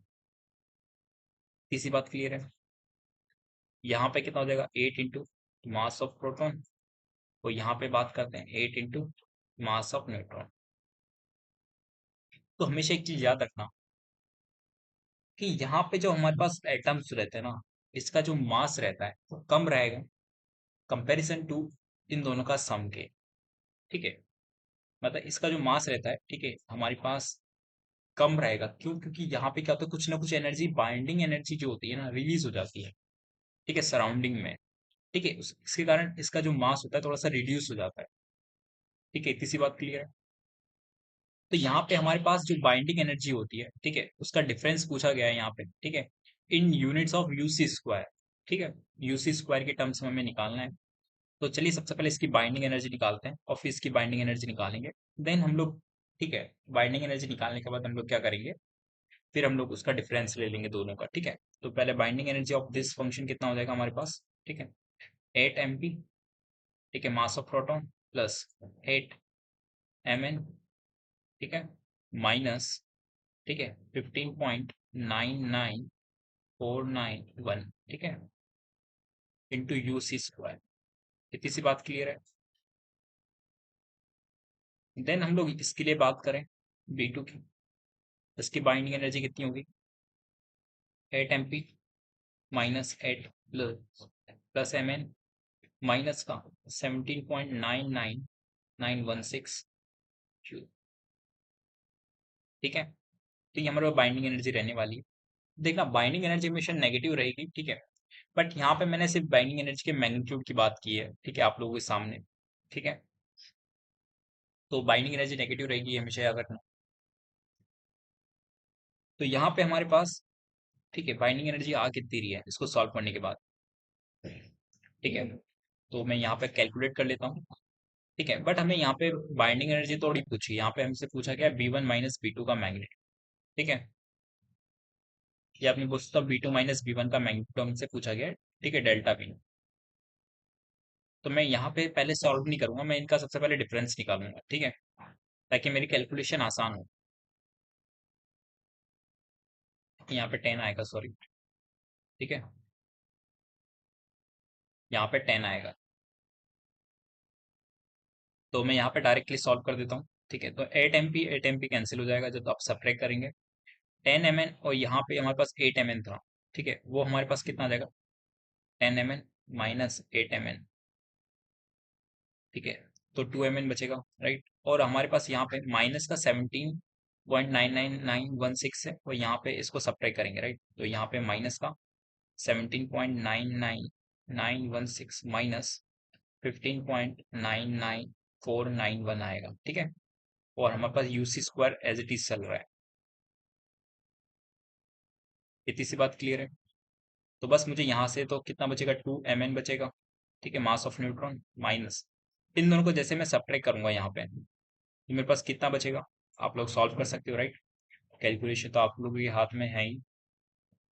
तो यहाँ से मैंने यहाँ पे वैल्यूज रख दी है, ठीक है, इसकी। ठीक है, डिफरेंस के बाद तो यहाँ पे डेल्टा बी का डायरेक्ट मैं यूज करता हूँ। तो यहाँ पे 2 टाइम्स ऑफ mn, इसकी मैंने वैल्यू निकाल रखी है यहाँ पे, कितनी आ रही है। ठीक है, 2.017। ठीक है, 32 इसकी वैल्यू आ रही है। इतनी सी बात क्लियर है। देन हमारे पास यहाँ पे एक चीज समझना, माइनस हो रखा है यहाँ पे। ठीक है, 2.9942। ठीक है, 5। ठीक है, इंटू यू सी स्क्वायर।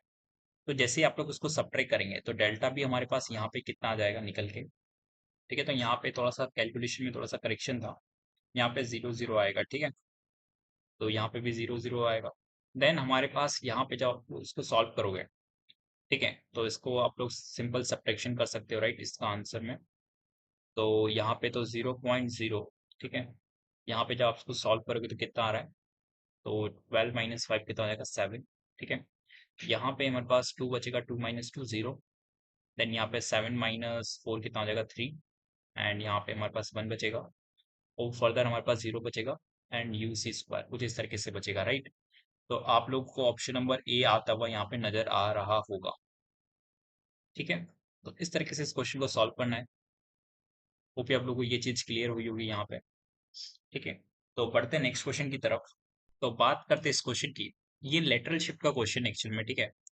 और यहाँ पे, ठीक है, रिफ्रैक्टिव इंडेक्स गिवन है, इसकी थिकनेस यहाँ पे हमसे गिवन है। ठीक है, 1 सेंटीमीटर इसकी थिकनेस हमें पूछी गई है यहाँ पे। ठीक है, और यहाँ पे एक टर्म बोली गई है कि जो हमारे पास लेटरल शिफ्ट हो रहा है, ठीक है, टोटल जो लेटरल शिफ्ट है वो हमारे पास 0 देखने को मिल रहा है। ठीक है, तो ऐसा भी पॉसिबल है, अगर आप लोग मल्टीपल स्लैब्स लगाते हो तो हमारे पास टोटल जो लेटरल शिफ्ट है वो 0 भी हो सकता है। ठीक है, तो लेटरल शिफ्ट कैसे निकालते हैं, थोड़ा सा मैं डिराइव कर देता हूँ आप लोग के लिए फॉर्मूला। तो मान लेते हैं हमारे पास कुछ स्लैब है। ठीक है, यहाँ पे हमारे पास कुछ लाइट इंसिडेंट हुई है कुछ इस तरीके से।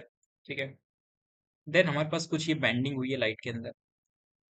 देन अगर हमारे पास इस तरीके से लाइट निकल चुकी है, ठीक है, तो ये वाला एंगल हमारे पास कुछ एंगल आर रहेगा, ये भी एंगल हमारे पास कुछ आर रहेगा, और ये हमारे पास कुछ एंगल ई रहेगा, राइट। और ये भी हमारे पास आई के बराबर ही होता है, अगर आप लोगों को पता हो तो। ठीक है, जैसे कि मान लीजिए यहाँ पे कुछ रिफ्लेक्टिव इंडेक्स n1 है, यहाँ पे कुछ n2 है। अगर ये दोबारा उसी मीडियम में आता है तो हमारे पास दोबारा वो सेम एंगल फॉर्म करता है जो कि पहले फॉर्म किया था। ठीक है, तो यहाँ पे अगर मैं इसको ट्रेस करूँ, ठीक है, पैरेलली, तो ये जो गैप रहता है that is called the lateral shift. इतनी सी बात क्लियर है। तो ये वाला गैप हमारे पास लेटरल शिफ्ट के बराबर है, और उसकी थिकनेस कुछ टी है हमारे पास यहाँ पे।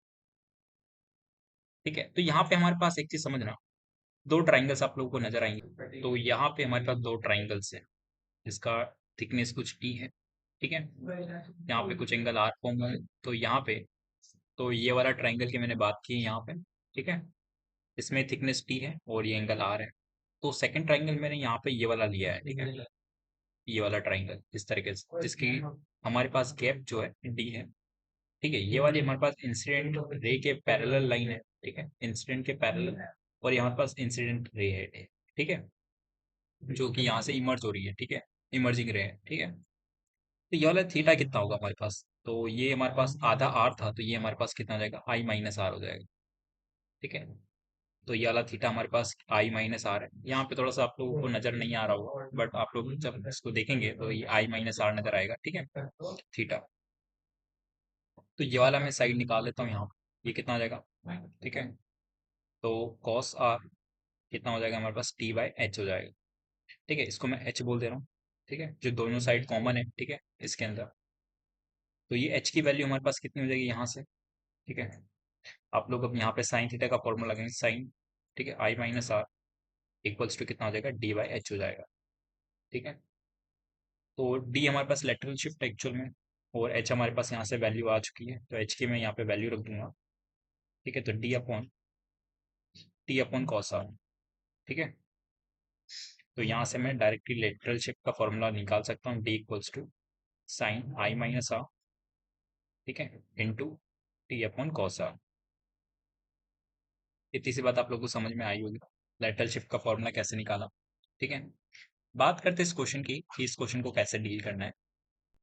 तो ऐसे क्वेश्चंस के लिए सबसे पहले मैं यहाँ पे, ठीक है, ये जो दो स्लेब्स हैं इसको इंडिविजुअली इसका लेटरल शिफ्ट निकालूंगा, ठीक है।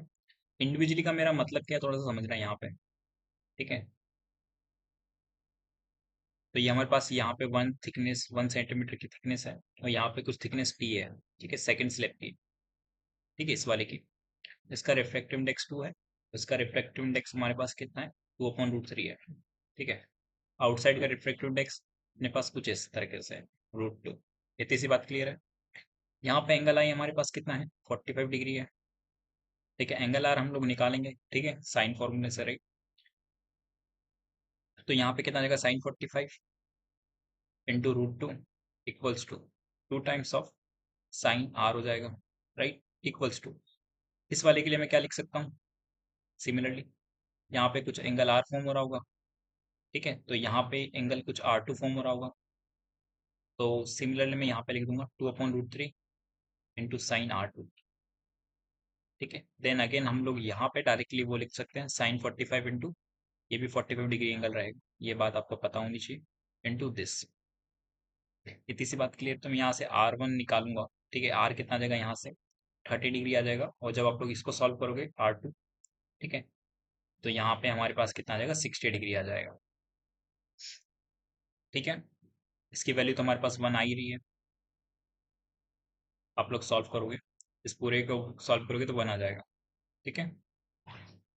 तो यहाँ पे हमारे पास 30 डिग्री दे रखा है, और यहाँ पे एंगल ऑफ आई जो हम लोग मानेंगे, ठीक है, वो हम लोग क्या मान सकते हैं कि हमारे पास ये जो एंगल आई मानेंगे, आप लोग ये आर नहीं मानेंगे यहाँ पे, ठीक है। लेटरल शिफ्ट के लिए हमेशा एक चीज याद रखना, ठीक है। लेटरल शिफ्ट के लिए आप लोग यहाँ पे एंगल आई नहीं मान सकते हो, मतलब ये एंगल आर नहीं मान सकते, ठीक है। यहाँ पर भी एंगल 45 डिग्री ही रहेगा, जो कि आउटसाइड गिवन था।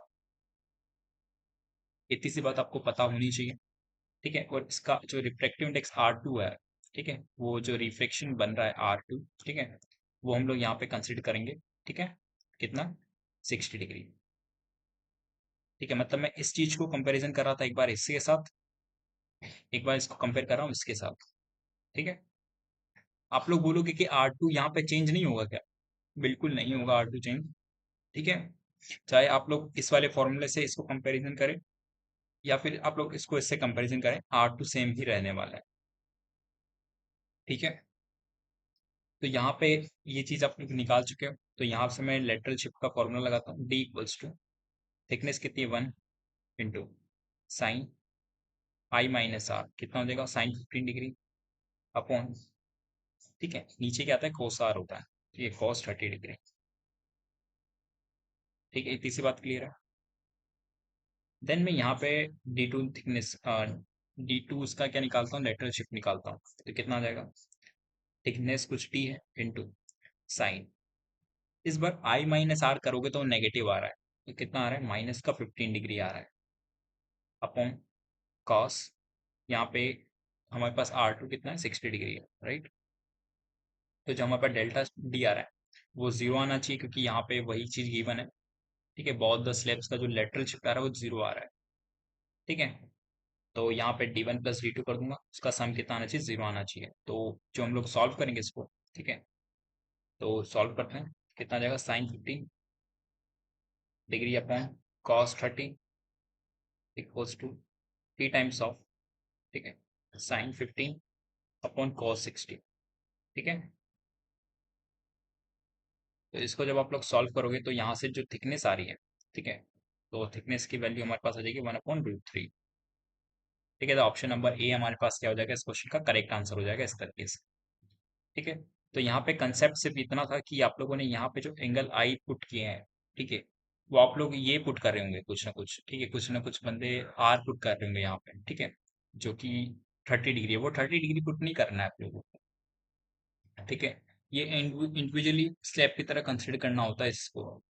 ठीक है, जब जाके आप लेटरल शिफ्ट निकाल रहे हो, कि जो हम लोगों ने यहाँ पे फॉर्मूला डिराइव किया ना ये वाला, ये हम लोगों ने एयर के प्रेजेंस में किया है, मतलब हमारे पास जो सराउंडिंग था उसके प्रेजेंट में डिराइव किया है एक तरीके से। ठीक है, तो उस चीज को कंसिडर करना यहाँ पे आप लोग।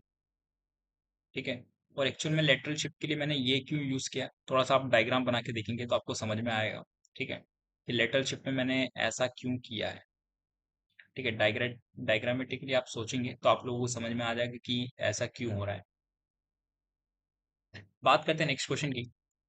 तो बात करते हैं इस क्वेश्चन की। ठीक है, दो मोनोक्रोमेटिक लाइट सोर्सेज हैं, ठीक है, वेवलेंथ लैम्डा एंड लैम्डा 2 हम लोगों को दे रखा है। तो यहाँ पे हमारे पास जो मटेरियल है, ठीक है, आई थिंक क्या दे रखा है यहाँ पे, मटेरियल आई थिंक सेम दे रखा है इन लोगों ने। ठीक है, मटेरियल सेम है। ठीक है, तो यहाँ पे जो इसका वर्क फंक्शन होगा कुछ मान लेते हैं यहाँ पे। ठीक है, और यहाँ पे कुछ लैम्डा लाइट गिर रही है और यहाँ पे कुछ लैम्डा 2 लाइट गिर रही है। ठीक है, लैम्डा/2। ठीक है, अब एक यहाँ पे दे रखा है कि the two sources are found. ठीक है, उसका जो स्टॉपिंग पोटेंशियल है, ठीक है, stopping potential of for the photosensitive material of the two sources are found to be 1 and 3 volt. ठीक है, तो एक चीज समझना है यहाँ पे, जो वी नोट है, वी एस है, ठीक है, एक्चुअल में यहाँ पे कितना दे रखा है, 1 वोल्ट दे रखा है, और यहाँ पे वी एस हमारे पास 3 वोल्ट दे रखा है।